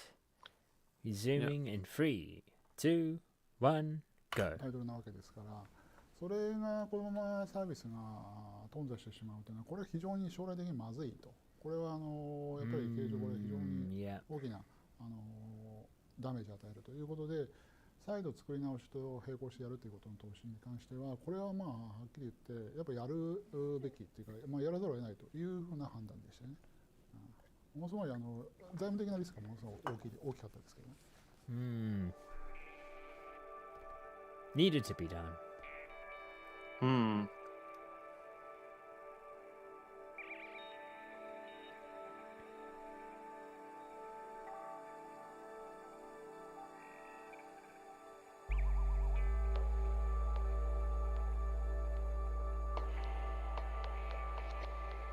Hello and welcome back to our series on the fall and rise of Final Fantasy XIV Online. We rejoin Yoshida-san and the team at Square Enix at the start of a long adventure, and with players leaving en masse and the clock ticking, it was time for them to formulate a plan. But how exactly do you rebuild an MMO while people are still playing it? Yoshida-san set his eyes on a 2013 launch date for the new version of 14, as he wanted to have the game out for fans within the PlayStation 3's lifecycle. But to do this while still patching 1.0, he would have to create an entirely new MMO in less than half the time of most conservative estimates. So before we get into specifics of what exactly was changed, I wanted to know how he did it. So for a moment, we step away from game design and dive into a critically important aspect of video games development that we rarely talk about: project management. Designing an MMO must I just imagine the timeline for something like this is at least 5 years for anything, and you're being asked to do it in less than half of that probably. When you're designing games, when we talk to people, so much of it is iterative, that you create something and then you refine it and you brush it and then you look at it again, but you didn't have that luxury. You had to make sure that the version of A Realm Reborn that was coming out at that date was the final package. So did that change the way that you had to set up the team and the way your workflow kind of went? MMORPG の開発に5年が普通だっていうのはもうちょっと強く言っといてください。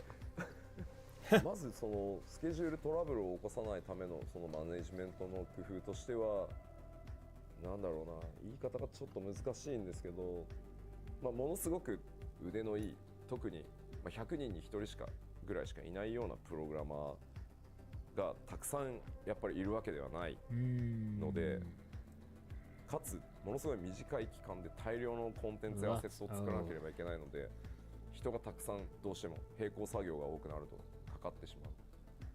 能力のこの差をある意味高いレベルに合わせるんじゃなくて、低いレベルに合わせるというか、言い方が難しいな、平均的なところに合わせるっていうそのマネージメントをすることでリスクをなくすってことをしました。この後ちょっともうちょっと詳しく話します。で、何をしたかというと、とにかく一つのタスク、例えばドラグーンというそのジョブを作るっていう時に、今言ったドラグーンっていうジョブを作るっていうタイトルって1タスクに見えるけど、そうじゃない。実際には何個のドラグーンにはアクションが必要で、そのアクションを一つプログラミングするのに、どれだけかかるか。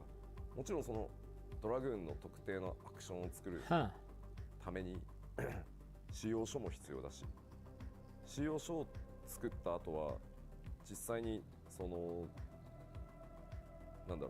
仕様書に例えば2時間かかるなら、それを例えば僕に確認依頼が飛んで僕がチェックするのに例えば15分かかる。そのぐらい一つのタスクに見えるものを徹底的にもう細かく分解させるっていう、ちょっと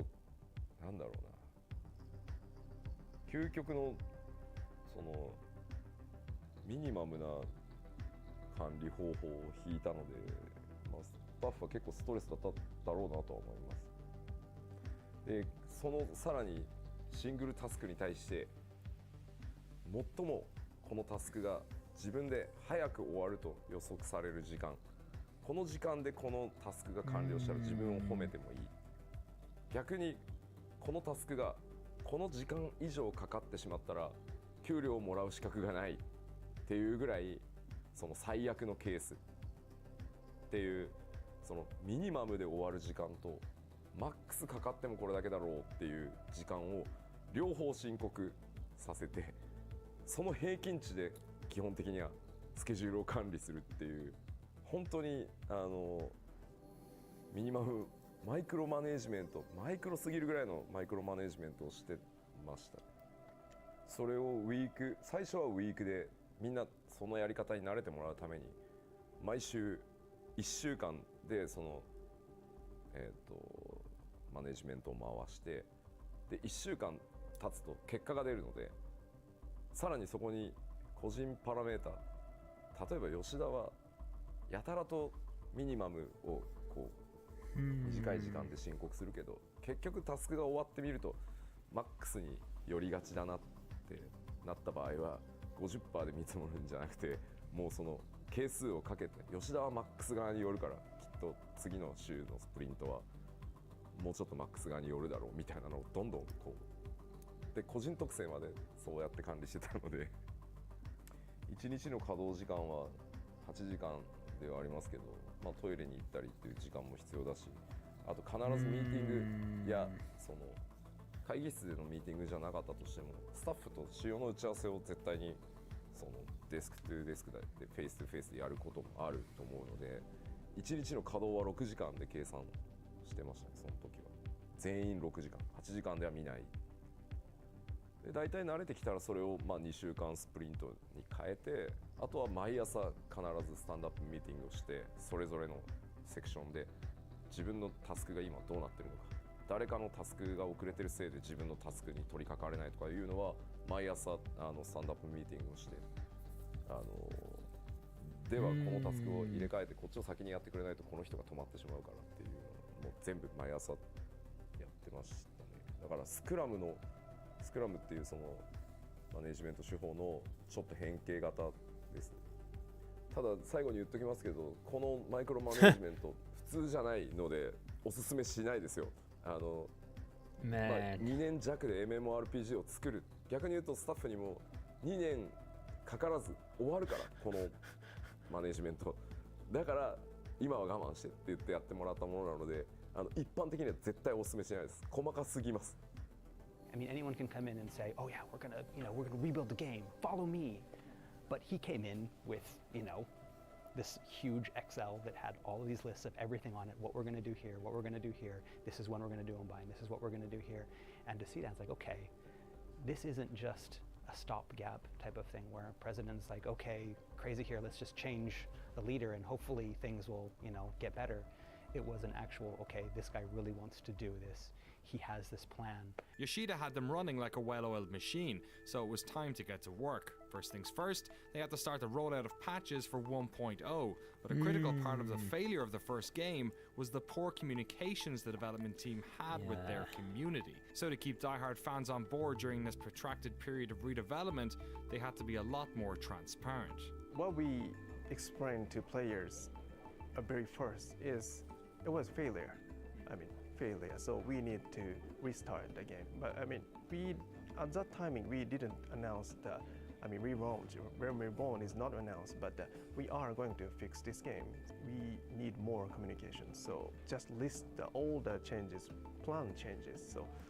So some, upper management people doesn't like this because if you show this to the players, player knows what we will do. So after that. You did this, but you didn't do this, you didn't this. Everyone can check that. So, some people doesn't really like that way, but when Yoshida-san and myself are discussing how we deal with the community, but what we need to do is to establish the trust. 確かに、今の14のそのユーザーベースから見れば当時のユーザーベースはものすごい小さかったと思う。今と比較すれば。ただメディアの皆さんからもそのプレイヤーからもそのファイナルファンタジー14はもうダメだ。むしろなんであんなダメなゲーム遊んでるの君たち。どうかしてるんじゃないのって言われながらも、いやファイナルファンタジーシリーズだから絶対何とかしてくれるはずだ。いやこれはこれで僕らは楽しんでるからほっといてくれ。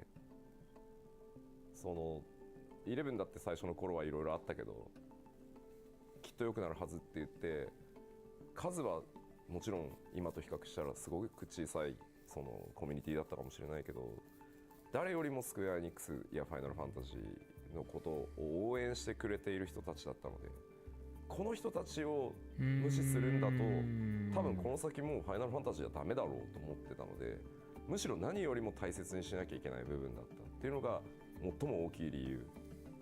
それは何億円使おうが回収できない後でコストだと思うので信頼ってそういうことなのかなっていうふうに会社にもプレゼンテーションしましたし僕もそう思ってたから続けましたけどあともう一つやっぱり大きなポイントは本当にファイナルファンタジー14がリバンプしてその大逆転するためには絶対に彼らの力が必要だっていうことももう一つ重要な意味を持っていると考えてました。Next, Yoshida split his team in half, some working on the new version of 14 and others working on the updates to 1.0, what he called the guts version of the game. But with so much of the game requiring fixing, where do you even start? まず一番最初にやらなきゃいけないと思ったのはインターフェースをとにかくなんて言うんだろうな最低限遊べるように正直本当申し訳ない話なんですけど僕最初にやっぱりオリジナルの14触った時にインターフェースがあまりにもなんだろう、ひどすぎて話にならない。だって PC バージョンしか出てないのにゲームパッドがないとまともに遊べない。聞いたことがない、そんな PC ゲーム。マウスキーボードでまともに遊べないゲームなんか見たことがなかったので、いくらそのコンテンツを作ろうが、ジョブを作ろうが。Pause. I am at 36. I'm at 1302.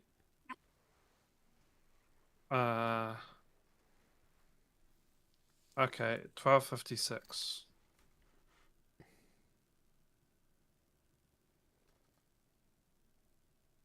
Still there? Yeah. I'm just trying to get. So what? 1256. I mean, sorry. 1256.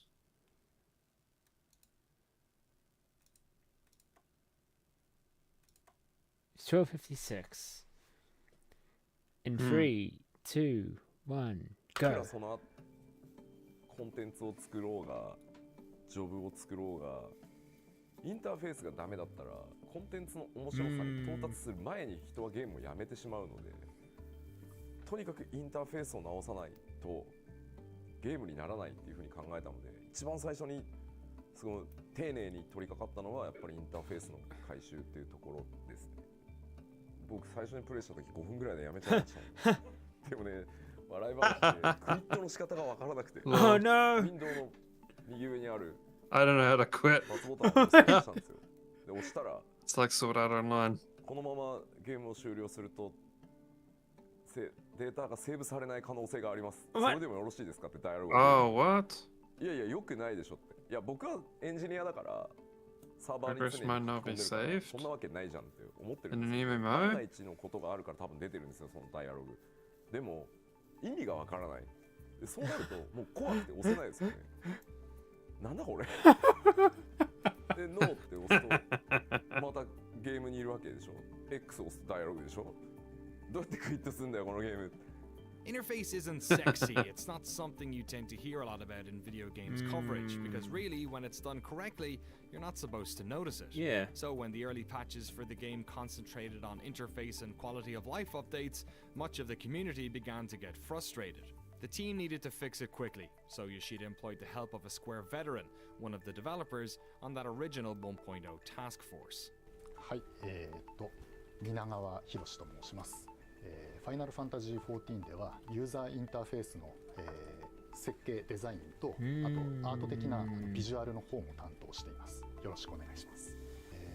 今47歳なんですけれども、25の時に入社したのでもう22年経ちますね。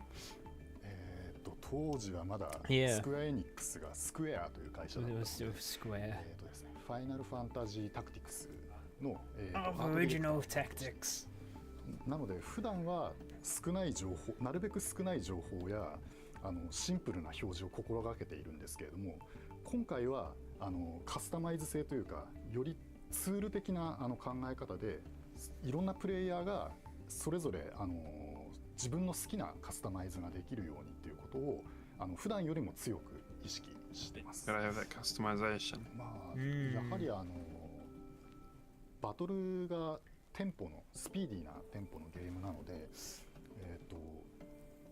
カーソルフォーカスを十字キーで動かしながら決定するっていうまあそういう操作性ではちょっとゲームにならないだろうというところがあったので、まあ、かなり最初の頃にクロスホットバーというアクションを選択するインターフェースを考えたんですけれども、ただこのインターフェース自体は割と昔から他のゲームで自分自身作ったり使ったりしていたものだったので、絶対それでいけるだろうなという思いはありました。なので、Okay, paused. Where? Not sure why it keeps buffering. 1610.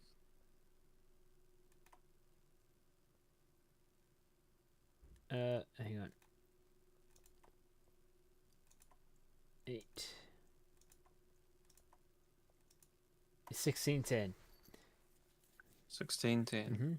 Resuming in 3, 2, one, し go. ていたものだったので、絶対それでいけるだろうなという思いはありました。なので実はそこはあまり苦労していなかったりします。Yeah, not ま much. あ Yeah.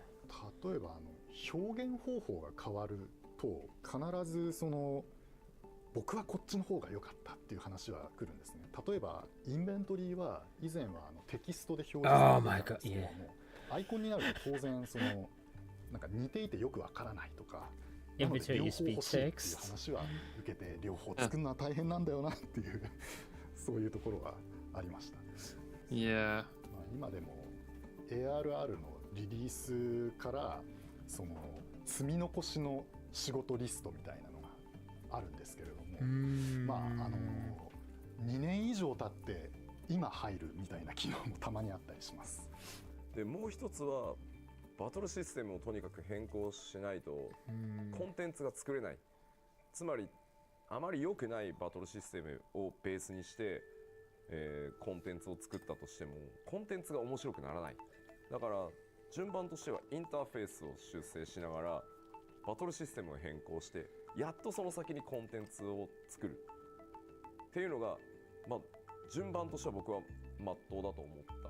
当時のバトルシステムも当時は15人でパーティーが組めてた。でしかもマジックポイント MP の管理っていうものがほぼなかったので、当時のファイナルファンタジー14の中で最強の回復魔法だったケアルガーっていうスペルをずっと連打してても MP がゼロにならない。延々ケアルガして OK で、他の魔法いらないよねじゃあとにかく当時は15人で一つのモンスターを殴りまくって回復しまくってすごい大雑把なゲームだったので、Doesn't cost any mana. 戦略的なバトルシステム buffering again. 変えていかないと。 Oh man, what's happening with the internet? That's what I'm wondering as well. Where are you? Doesn't normally do this when I watch YouTube. 1811. 18. Oh, come on.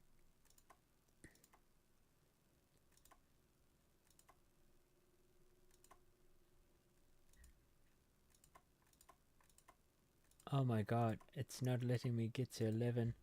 10, 14, 10, 12, 10, Not again. 13, 15, 12, 9, 10, 14, 12, 9, 12, 10. I can never select 11. What? Yeah.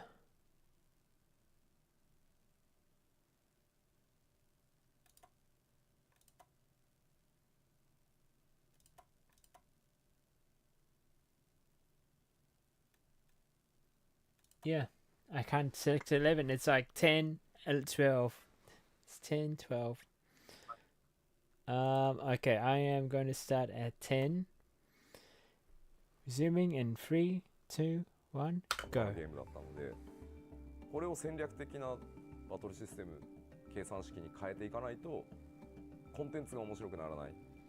だから UI を直しながらバトルシステムを変更して、でそれらの準備をしながら最も重要だと思ってたのはファイナルファンタジーエレメントっていうものをとにかく入れていくこと。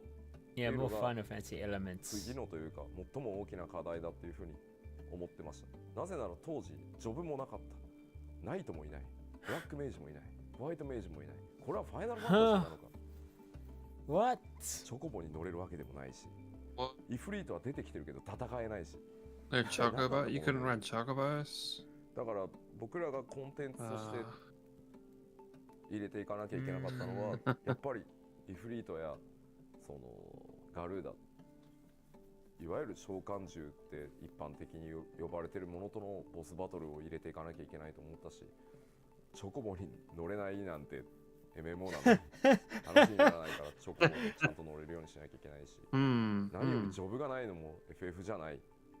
少なくとも僕は FF だと思わないので、だったらジョブをちゃんと入れていこうっていうところがでもそれもやっぱりさっき言ったようにインターフェースとバトルシステムが治ってなければいいものにはならないので、まあだから回収をやりながらきちんと仕様を作ってそれを一つずつクリアしていくっていうのを中盤以降は続けて、そこからやっぱりグッドゲームの評判はやっぱり Q14 も良くなっていってプレイヤーもずっと増え続けていったので少しずつですけど、あれは僕らもすごい励まされましたね。やっぱりちゃんと面白いものを作っていけばみんなプレイをしてくれるっていうのも数字の上からもよく見えたので、当時の7つ一気にリリースされた7つのジョブ、8ナンバー忘れちゃったけど7つのジョブがいっぺんに実装されたんですけど、たった一人のゲームデザイナーが作ったんで。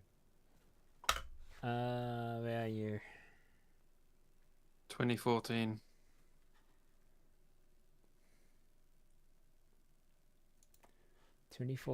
Ready to zoom in 3, 2, 1, go. 実装されたんですけど、たった一人のゲームデザイナーが作ったんで。One game designer. The team had their sights set on what needed to be changed and how they were going to do it. For the first time in years, they were feeling hopeful, and even better, players were finally starting to respond with positivity.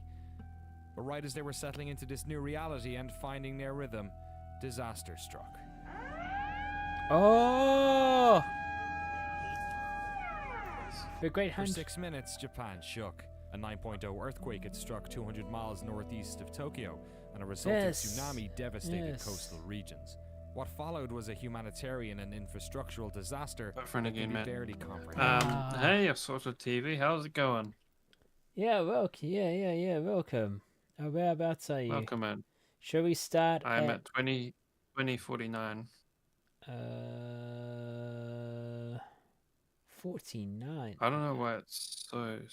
I don't know why. Can you it's refresh like yours? buffering. Can you refresh yours?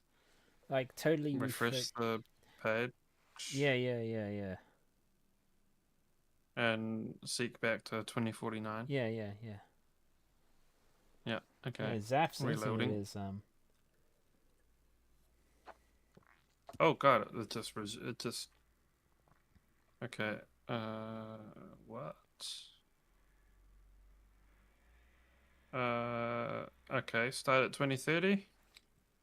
Yes. It start at the beginning of this chapter at 20. Oh. Actually, yeah, maybe it is at 2030. 2022. 2030. Okay. 2030. Yeah. Resuming in 3, 2, 1, go. They were settling into this new reality and finding their rhythm. Disaster struck.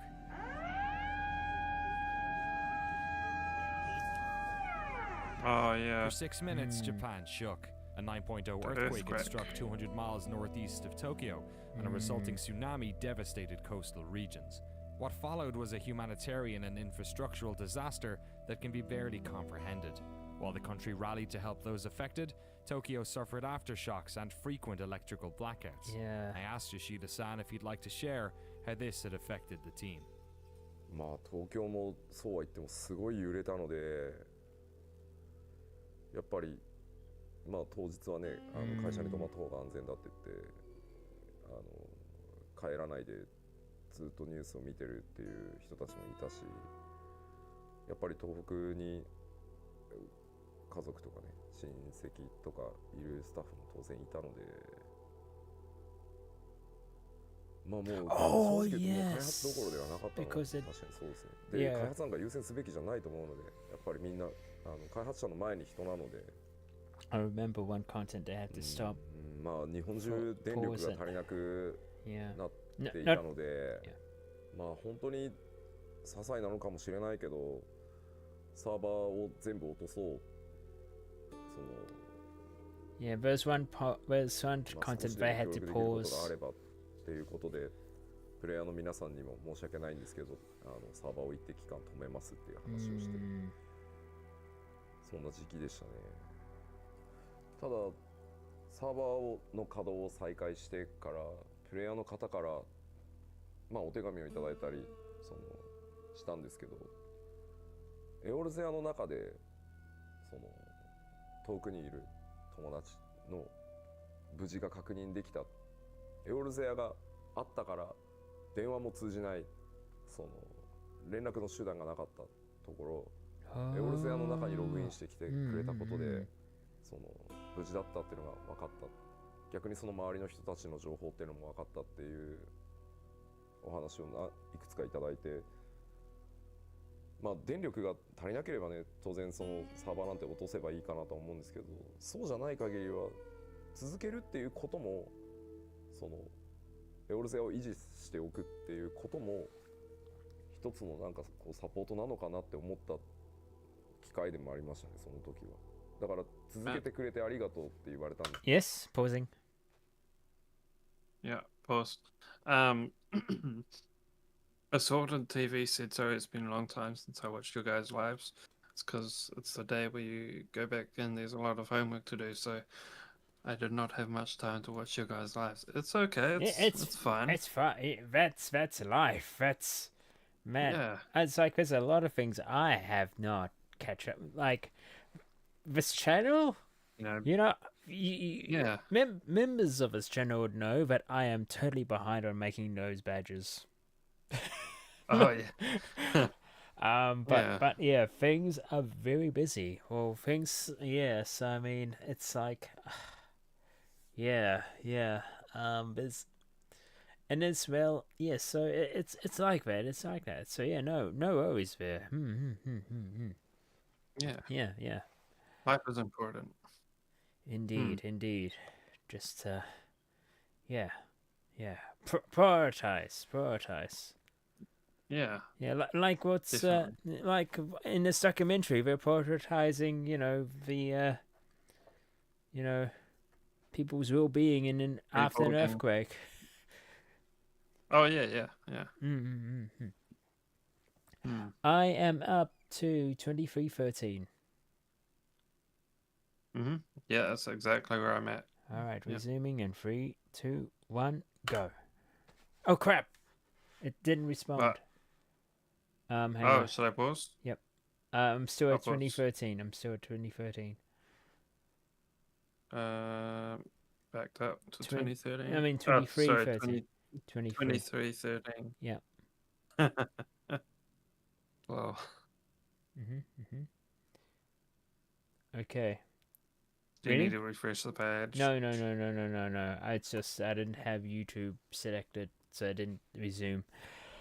Ready to resume in 3, 2, 1, go. そのファイナルファンタジー14の開発で、まああとは Yeah, this is it. This is what I had 実 to はイフリ pause. ートの次に戦うボスはリヴァイアさんの予定で、リヴァイアさんをかなりの速度で作ってたんですけど、とてもじゃないけど、リリースなんかできないっていう話で、だからイフリートの後モーグリが実装されているのがそれが理由ですね。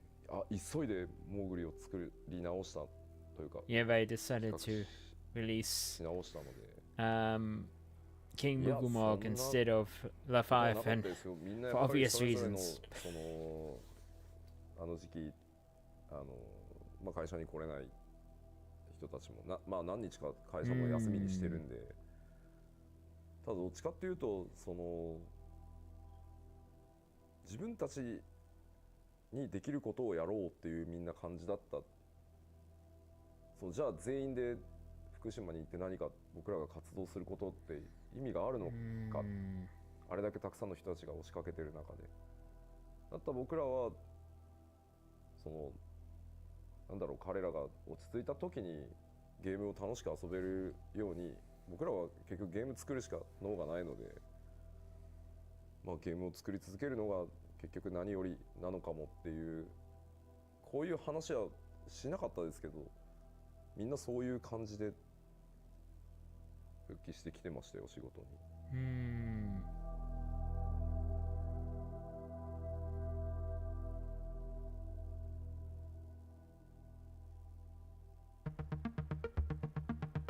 Over the coming months, the team would release patch after patch for 1.0. 1.17 introduced 8-player parties and more stable network infrastructure. 1.18 dropped in June 2011 and was a huge patch that made the game much more playable. Level caps lowered for story quests. It added grand companies, class adjustments, instance dungeons, and auto attack. Yes, would you believe this game still didn't have auto attack? It featured a more user-friendly map interface and few also seconds scrapped ago the was- controversial fatigue system. Was moving So without walking. We need to Yeah. take this concept that Yoshi-san has created, make it fit with the current world, write stories around it, make the transition seem seamless, and then in the new world, make it so that there's still some connection with that old world that will be understood by those core players, Yeah. but won't alienate new players. It won't be something like, oh, you didn't play that old, the stuff in 1.0, so you're going to be completely lost. Because we don't want to do that either. We want to get new players to come that didn't play the original one, and we don't want to have them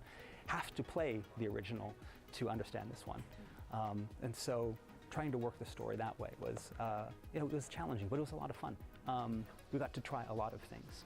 We had a lot of freedom, then especially on the 1.x stuff, because in a sense, it would only be released, seen for a few months, and then it would be gone forever. And so, on one hand, that's really exciting because we can do whatever we want. Oh, We that's can super. create these crazy stories, Yeah. have these crazy characters, all of these crazy in all these crazy situations, and go, balls to the wall. But on the other hand, we're working day and night on something that Balls to only the wall. a few thousand people are gonna see, Balls. and will be gone in 6 months. I really think, I look back at it now, I think we did a lot of our best work during that one point. And it's sad that no one is ever going to see that. Maybe, there's some videos up on YouTube where people can still go back and check them out. But a lot of, some of the best stories, some of the most crazy stuff went on during that 1.x period because it was pretty much no holds barred. Anything can happen. We had like crazy cults, and you had like, people from the Garlean Empire. There was like propaganda, giant dragons and machines, and it was just anything goes in type of situation there, and it was just really a lot of fun. 1.19 signified the 1-year anniversary. Players finally got personal chocobos, and in the distance, one light in the night sky burnt slightly brighter, a sign of things to come. At the very first time, it was just some rumor between players. Oh, is it getting bigger? No, I don't think so. This was also when Square Enix announced that an entirely new version of the game had been in development since January, and that current players would receive copies of it for free. They also announced that players' character data and progress I had would no be idea. transferred to this new version, what they were then calling version 2.0. A roadmap for patches was outlined, and it was announced that monthly fees would be reinstated as of January 2012. As an incentive for players to keep playing while the fees were introduced, they announced Legacy Campaign, which rewarded players who paid for at least 3 months of service with permanently reduced monthly fees. Those players would also get an exclusive Chocobo mount, while as a thank you for their support during the redevelopment, their names would be featured in the credits of the new game. Yeah. で2011年10月14日にそのレルムリボーンっていう14を全く新しいゲームとして作り直してますっていう発表を同時にすることでどうなこのままアップデートしていくんじゃないの一体どうなるのこの先楽しかったですね 1.2 was the final patch of 2011. It saw all the servers renamed, while the moon Dalamud now seemed larger in the sky. 1.21 came in March 2012, introducing a new job system and 2 new dungeons. 1.22 followed in April. Dalamud grew closer, and now some players are beginning to have nightmares. Ominous dreams greet players who log into the game while at an inn. The community all the while trying to figure this out. Is the moon going to destroy the world? Then how will player data be saved in 2.0? They wouldn't have to wait long for answers. That summer, a trailer revealed that 2.0 would be titled A Realm Reborn, and Yoshida-san conducted numerous interviews explaining the future of the game and the features players can expect. On September 12, 2012, the final patch for 1.0 was released. The game updates to 1.23b, and with it comes an enormous Dalamud, its mechanical outer shell now in full view. Players now realizing that this world didn't have long left. On November 1st, 2012, a final in-game battle began. Square Enix made entry free for the final week of the game, while a haunting song can be heard playing on the wind across the entire realm. While the server struggled to deal with the load, players got together with their friends one last time, as the development team in Japan spammed enemies outside capital cities. One group of players outside of Golda has become legendary, attempting to protect the city with what we now call the Great Gobu Wall.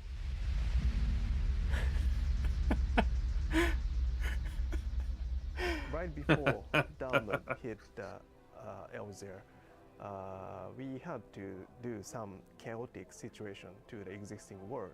So what we decided to do is to spawn the strong enemies at the near the main cities.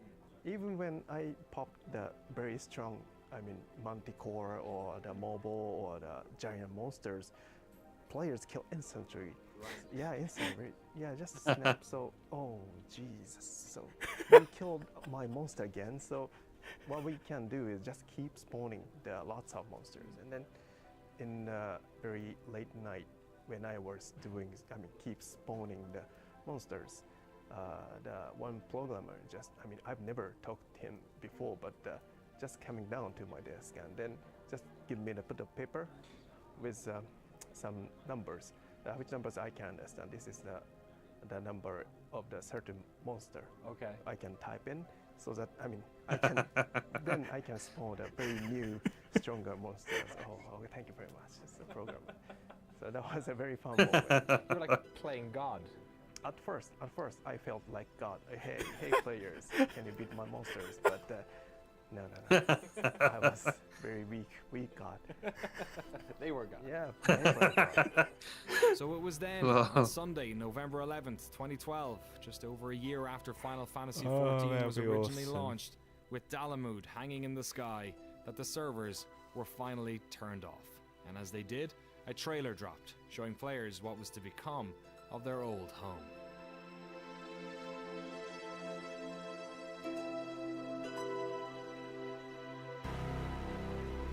They actually spawn monsters in the cities, I think, as well. Yeah, as we saw at the start of part 1. Yeah.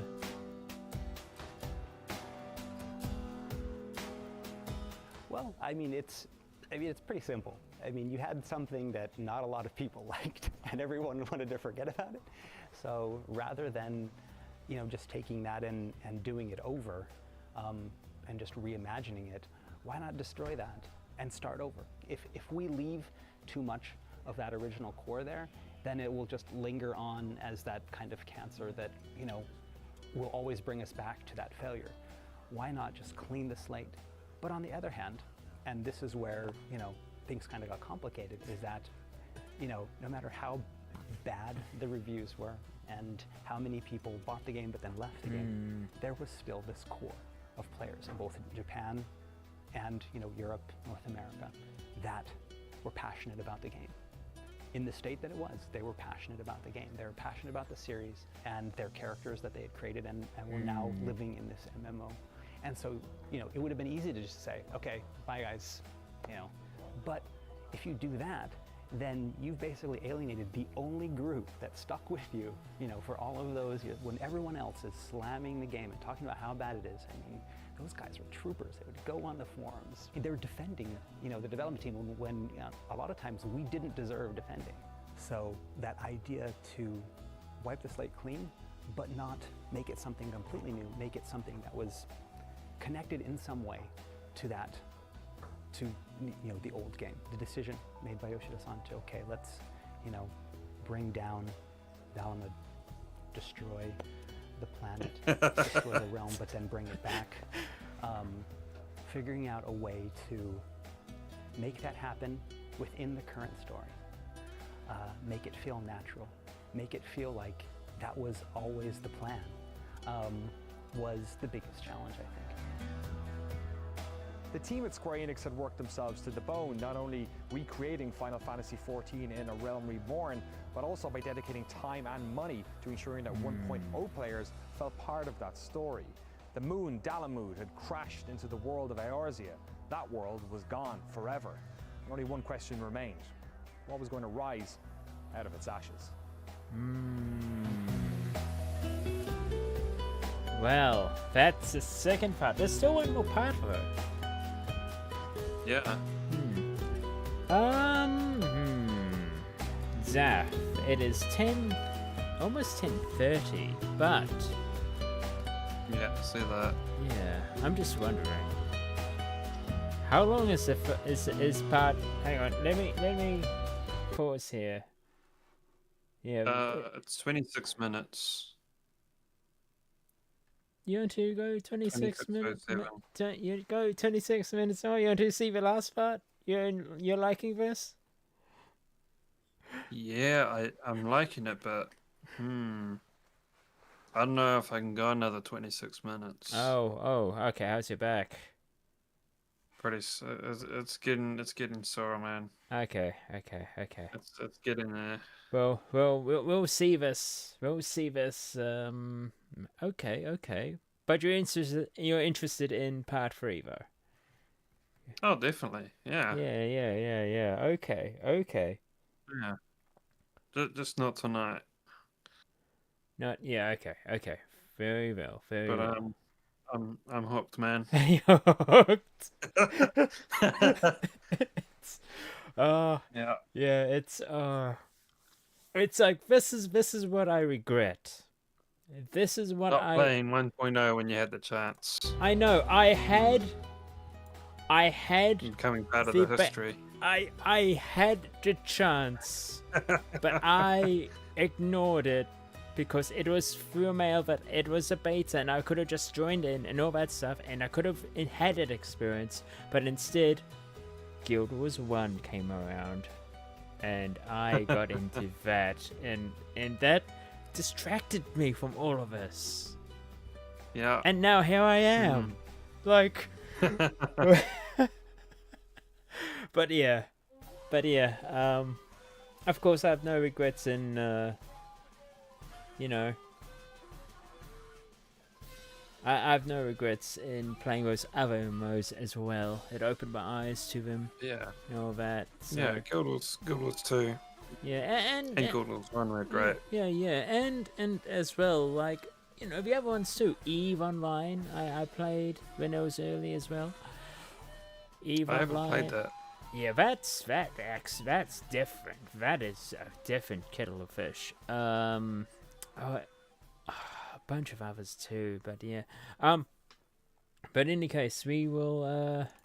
I'll pause that here, and I will turn this screen off, and I will start resuming the music behind us.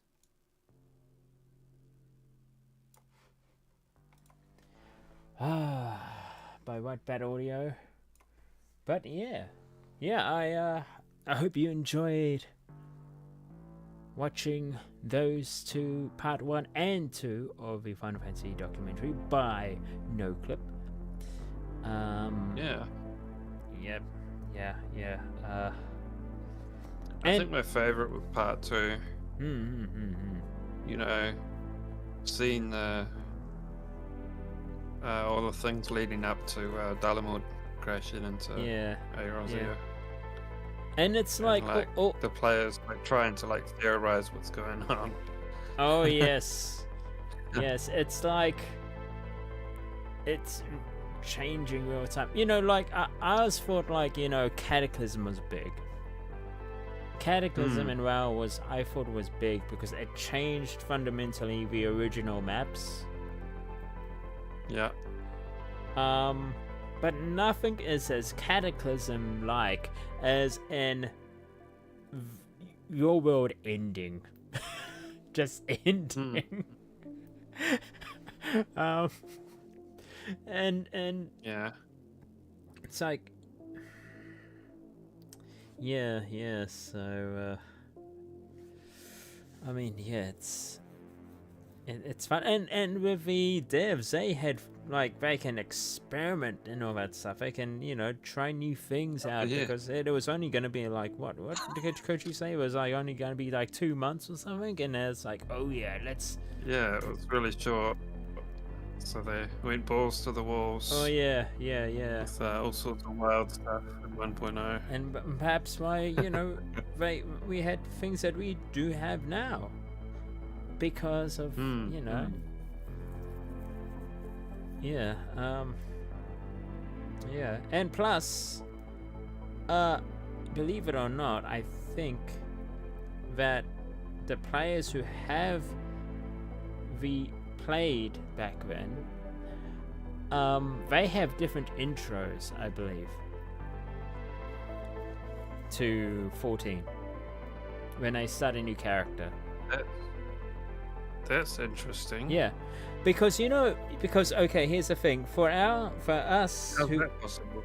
Okay, so because I can tell on your account that you played original, but I mean, like, if they have different intros, is it like different because like they see their 1.0 character in a cutscene, or no.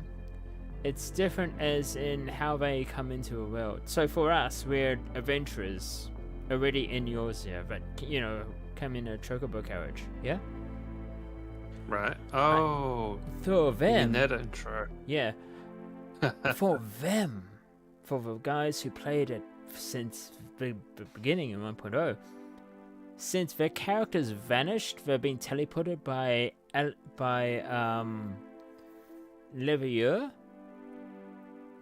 They get teleported back like that. What?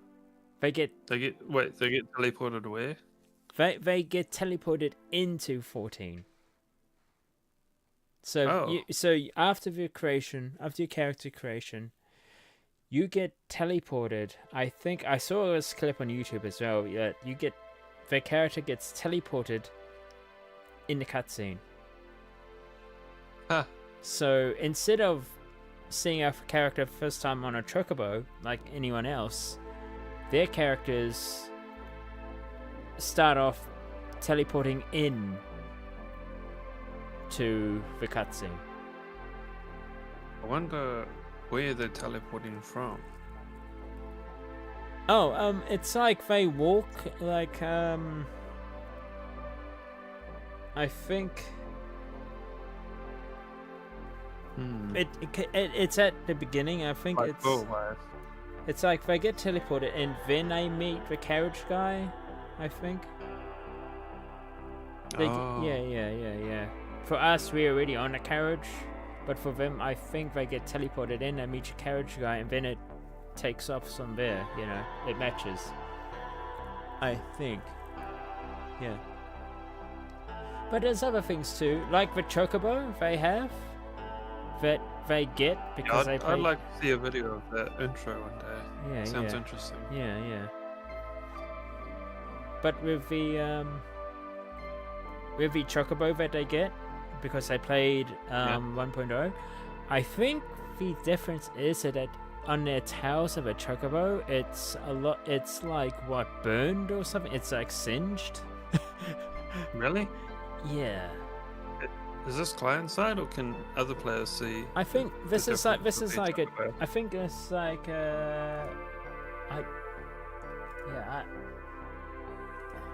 I've never noticed anything like this, but then again, people dye their chocobos and stuff, so and put armor on them.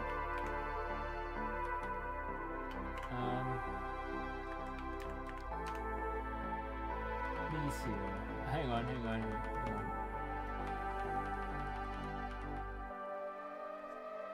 1.0 Legacy Chocobo. It's called the hang on, is it a Legacy Chocobo? Is it called Legacy Chocobo? Hang on.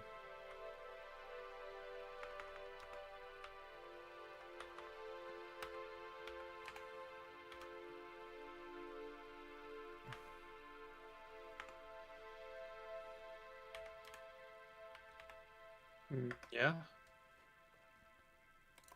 Yeah, the Legacy Chocobo. So, oh yeah, oh jeez, I have a picture of it here actually. Yeah, this is a Legacy Chocobo. It's got singed wings and a tail and all that. Is their footprint different as well? I'm not sure. I mean,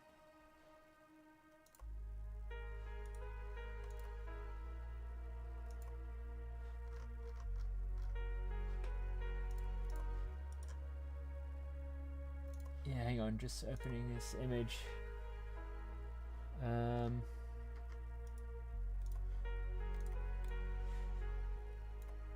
Yeah, yeah, you can. I'm not sure about the thing, but I mean, I'll share this image with you. Of course. I got a picture of it here. Yeah, but you can see that it's singed a bit. Yeah. Yeah. So that's the legacy chocobo that you get in. It's a very distinctive. These singed pieces. Yeah. Yeah. So that's someone who has been playing since 1.0. That's cool. Yeah. Any case, yes. So, do you want to read out, Zaf, or anything like that, or? Yeah. Maybe not. Maybe not. Maybe not. Let me see. We have. I mean, yeah. I think everyone on Rich is going to bed. I think. And of course, we can't rate on YouTube, but that is so apologies. Yeah, why not? Oh, okay. Why not? But who to raid though? That's the question. You know. Yeah. Well, we'll see. Okay. Yeah.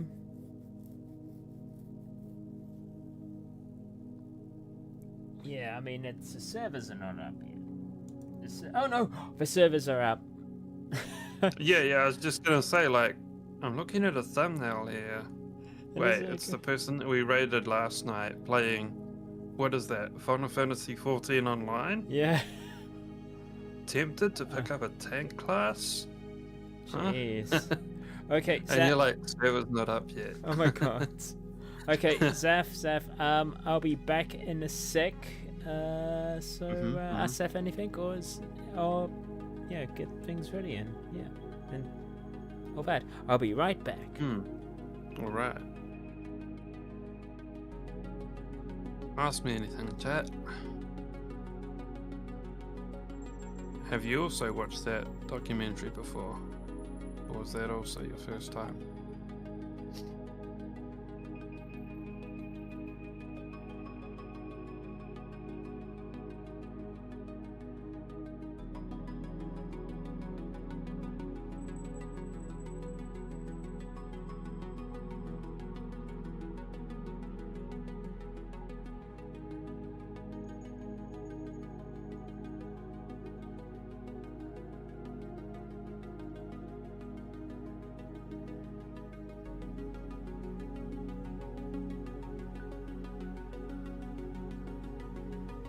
Oh, hey Lon.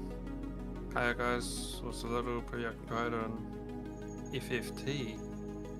I'm guessing it's Final Fantasy Tactics, but now I'm not. Yeah, that's fine. The Final Fantasy XIV online servers were down, like, for maintenance. So we did a watch along of the Final Fantasy XIV 1.0 documentary by noclip.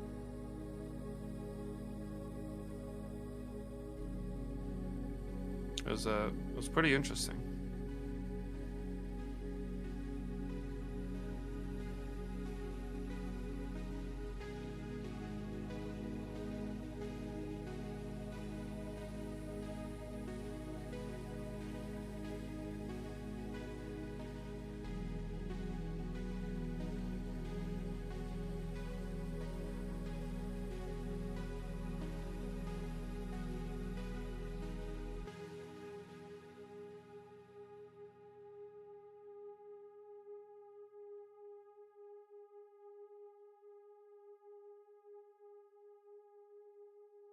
I was informed about 1.0 from an analysis streamer.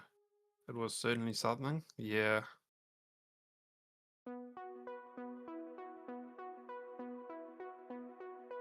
I mean, just watching the documentary on it though, you know, it gives me FOMO, gives me fear of missing out, or I guess envy of those that played 1.0 during those times.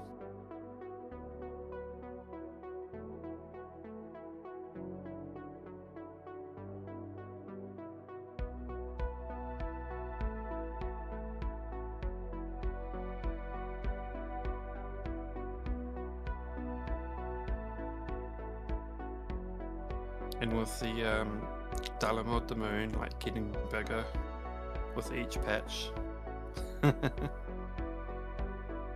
Like it's getting closer.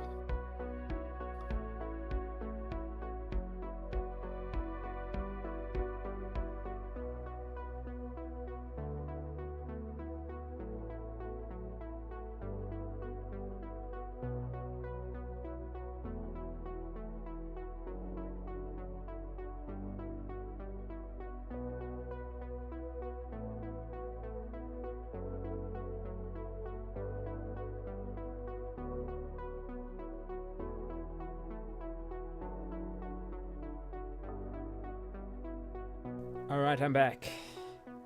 Hey, welcome back. Okay, so... Hey Matt, Lance here.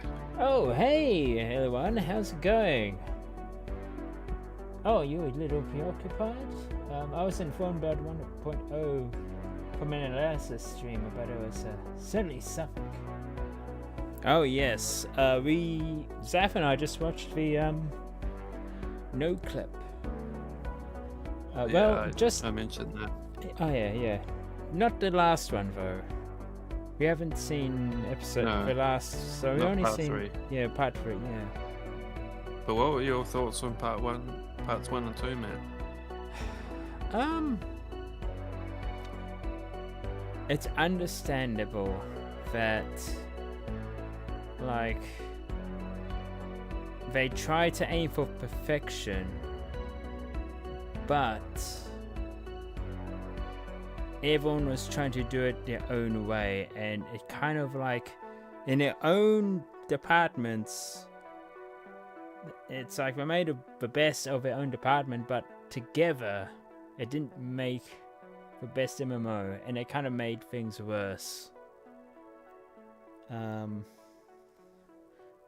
So yeah, a lot of things happened, but you know, but because it is one of the main titles, it is a numbered title on Final Fantasy, I see why they didn't want to give up.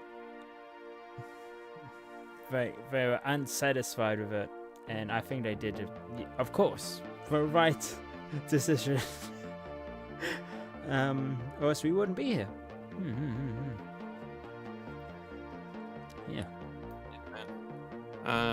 So I mentioned to Ali early one that I was like envious of those that played 1.0 during those times.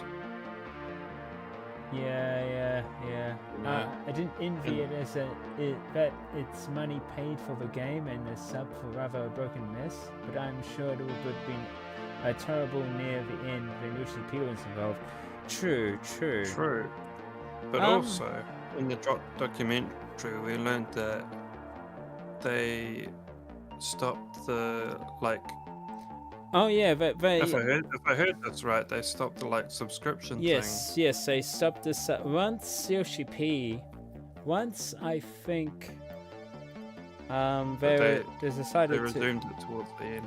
Yeah. But they stopped it since they were starting to make for one in the background. Yeah. They made it free for a long period. Yeah, well, they didn't want too many more people to leave. Yeah. Wanted people to stick around to see what's going to happen next. Yeah, but yeah, so Man. And maybe that caused like more people to like pick it up during True. that time and play it. Yeah, I mean, there's that and all that. Yeah. During its tough time.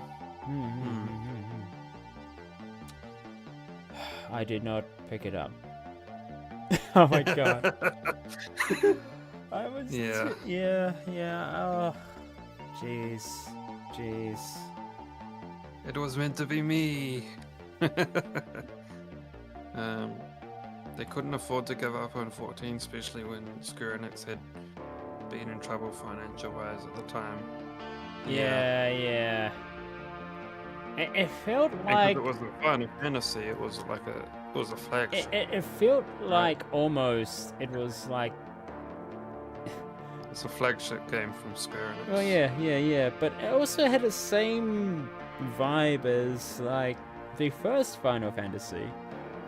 As in, Square Enix, I think the company was in trouble. I think Back at the then time. as well? Well, because it was called, I think the developer of Final Fantasy, the first game, thought that this is going to be the final game. Oh, I thought they just picked that name because they wanted something that would abbreviate well in English. No, I mean it was like Final Fantasy, the final. Like that, along the lines of that. Yeah, during the documentary. So. If I remember rightly, they called the first game Final Fantasy because they thought it's gonna be the final game they make before they close. If I got that right. Please correct me if I'm wrong. But yeah, and then it popped, and it's like, oh, okay, I'll make a second one, but it's different, and then it never stopped ever since. Wasn't it just one person that created Final Fantasy 1? Was it one person? What's it? The father was it a team? The Final Fantasy. Yeah. Actually, that was proven to be a misconception. It wasn't because it was their final game. It was because Final Fantasy sounded cool. Oh, okay. It sounded cool. Yeah. Okay. Mhm.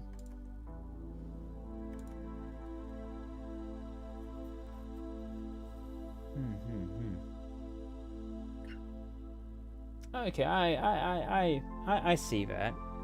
I mean, it stuck. I mean, look, when I was overseas as a kid and I saw posters of Final Fantasy, I was like, "What's this?" It doesn't show any graphics, any pictures of a game. It just showed Final Fantasy. It was a 7, and it showed an awesome icon. And I was like, "Is this a film? Is this a game?" I'm And it's a Final Fantasy. It was like fantasy. Is that like, any other Final Fantasy game or movie or something? Yeah.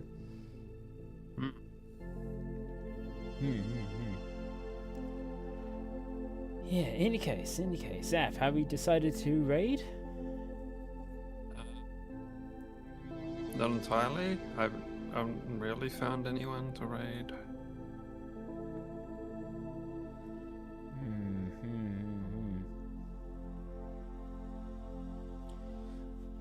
The idea that it was their final game and succeeding is a nice story, which the devs had never confirmed, but it was an appealing story. Yeah. True. It would, yeah. What do you mean you're having problems raiding? Hang on, let's see. I mean, just searching for someone to raid, right? Oh, yeah. Let's see, search. Final Fantasy XIV. Oh. We're gonna raid someone playing Final Fantasy XIV? I might as well. I mean, we were just watching something, the development of Final Fantasy XIV through the 1.0 perspective. Yeah, I was wondering like if we should raid someone playing Final Fantasy XIV or like someone doing just chatting. Or maybe doing a someone, DJs. Any DJs? Or someone that we like mutually follow.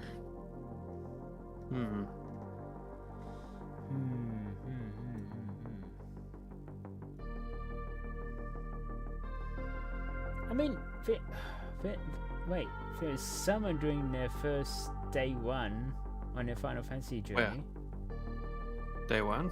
Yeah. Let me. Yeah, it's. Oh, is it? L?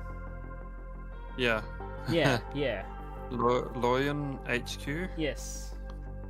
Alright. Excellent. Also, Final Fantasy XIV at the time was competing with WoW as well. And that MMO was a monster, and still is today. Well, it is a multi-headed True. monster because I have to explain to Zaf earlier on while we're watching part 1 that WoW is now like what there's WoW retail. Oh yeah. Which is up to whatever number of expansion it is, like number 7 or 8, I don't know. And then Yeah, because I'd heard about WoW Classic, and I was wondering like how that fitted into. Yeah, WoW Classic is like the old-fashioned WoW before Cataclysm changed everything. I knew it was old-fashioned. Yeah. RuneScape also has an old-fashioned version. Yeah. Old school RuneScape. Yeah. Because Cataclysm changed a lot of original maps, but WoW is like actually. Classic is like almost a kind of a repeat in a way, because they're still doing expansions in Classic, only not. I think they're going to stop at Cataclysm. I think. Oh, that makes sense, but still doing expansions for Classic. Yeah, because there's there is Burning Crusade, Wrath of the Lich King. And then there was Cataclysm. I joined in maybe at the middle or end of Burning Crusade. And I left like 3 months after Cataclysm. So I played most of Wrath. I played all of Wrath of the Lich King, period.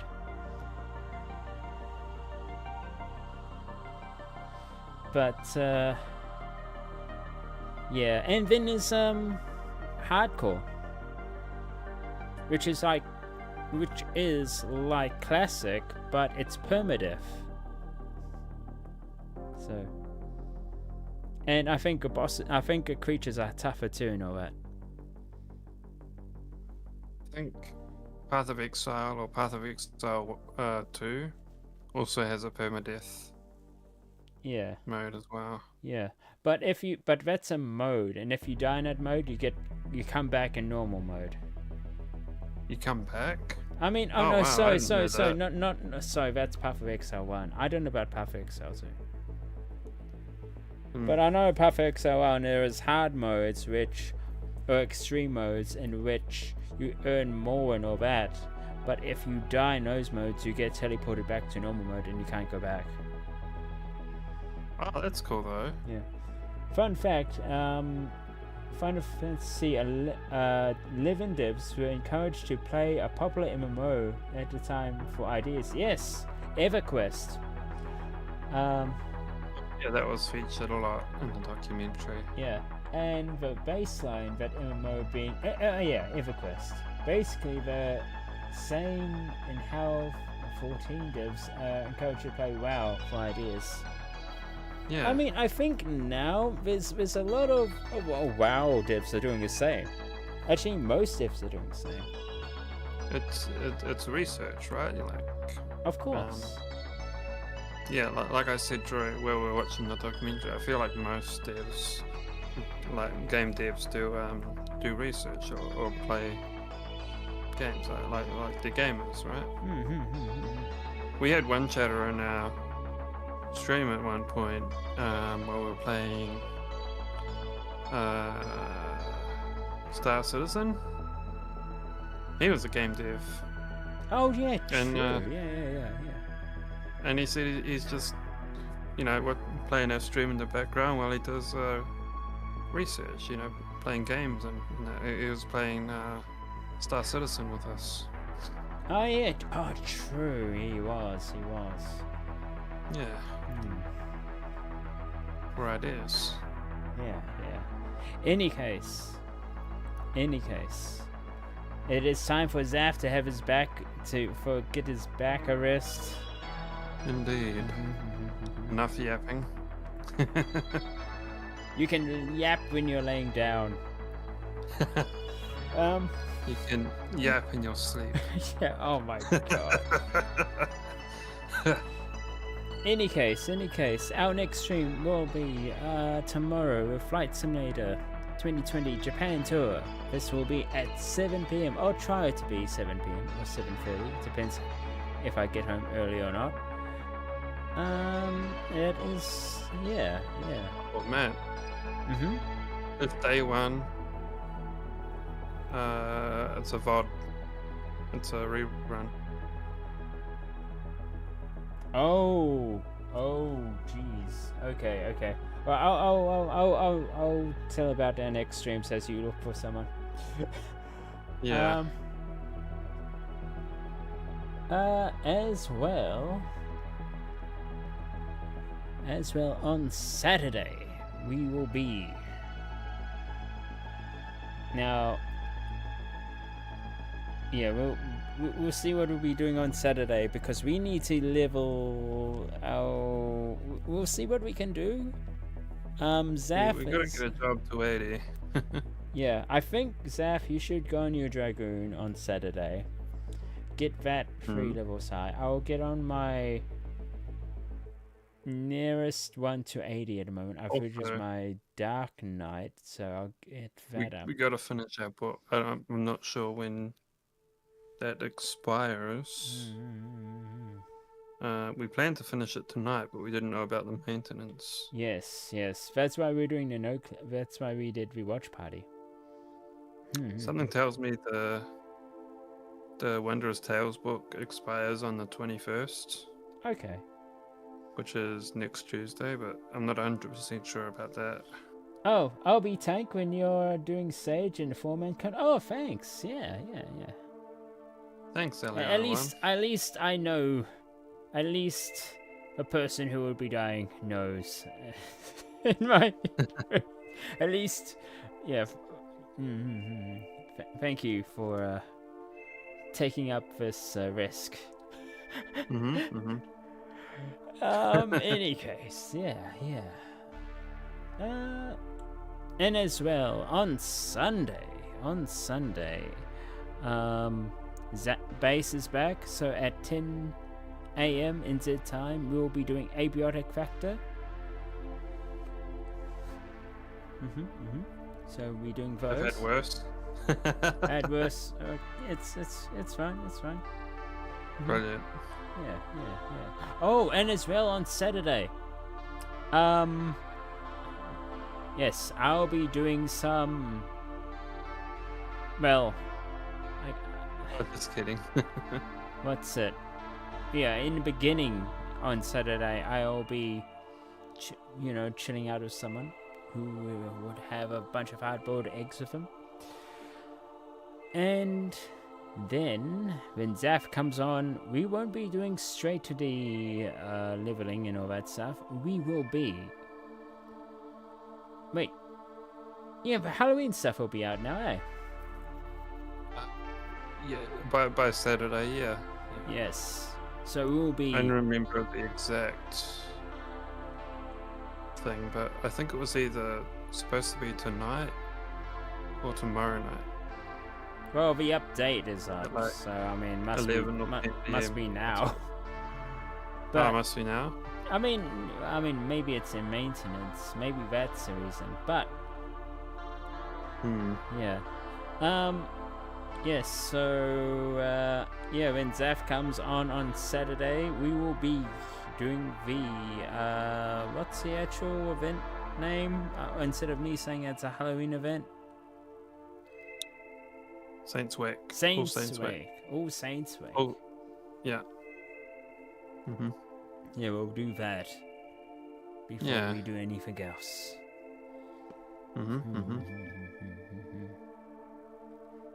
Yeah.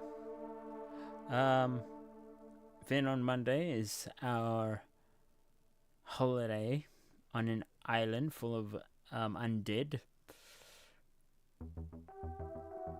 And then on Tuesday is another flight stream in Japan. And then Wednesday it's back to leveling and other things. Yeah, but the goal is to get the other jobs to 80. Definitely. Yeah. So we already done Caster. My Dragoon is ready. Zaf is almost ready with his Dragoon. And Your Sage and Dark Knight are getting there. yes, my Dark Knight is about 5 levels or 4 levels, 5 levels. I think. Oh, really? Yeah. I thought it was 10. No, it was like 70 something. It's like 74. No, 6 levels maybe to go. 74. Oh, wow. Dark Knight. It's surely getting there. I think. Last time I checked, or last time you told me, it was like 10 levels away from 80. No, it was 71. No, wait, hang on, was it? I swear it leveled up during Evilise. Oh yeah, nine levels then. 9 levels. Oh, yeah. Yeah. I think. I know that I got quite a few levels during that stream, but I think I only played Dragoon the whole time. Oh, that's Whereas fine. you also played Sage. Yeah. I mean, if you get your Dragoon up first, then it'll be great. Then we can do the role quest, the DPS role quest. At the same time. Yeah. As soon as you hit 80. Yeah. Any case, who have you found? I'm still looking.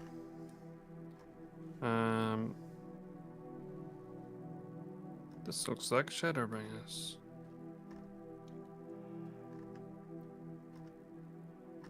Oh, who? For all. Wait a minute. Nope, maybe not. I shall have a look as well. Resolutions is not helping with reading text. Yeah, that's nope, not this one. What He was about? probably just in a duty. What about someone who is Chocolate Ninja tries Final Fantasy XIV? I saw that one.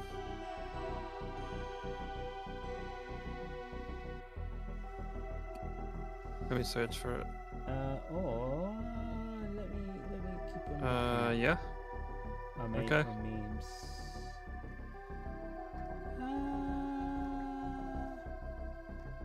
I think they play it on Xbox. They're playing this on Xbox.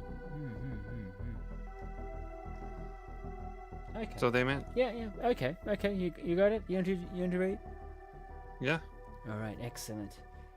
In any case, I hope you had a great morning, dinner, afternoon, tea, supper, and everything else in between, wherever you are, in your PC lounge room watching. Or things. in yours here. In yours here, yes. Yes. I don't know what to say when it comes to the watch parties. I think a documentary on Final Fantasy XIV, justifies Okay, yeah, yours, yeah. the response I did, yeah. Oh yes, I didn't forget.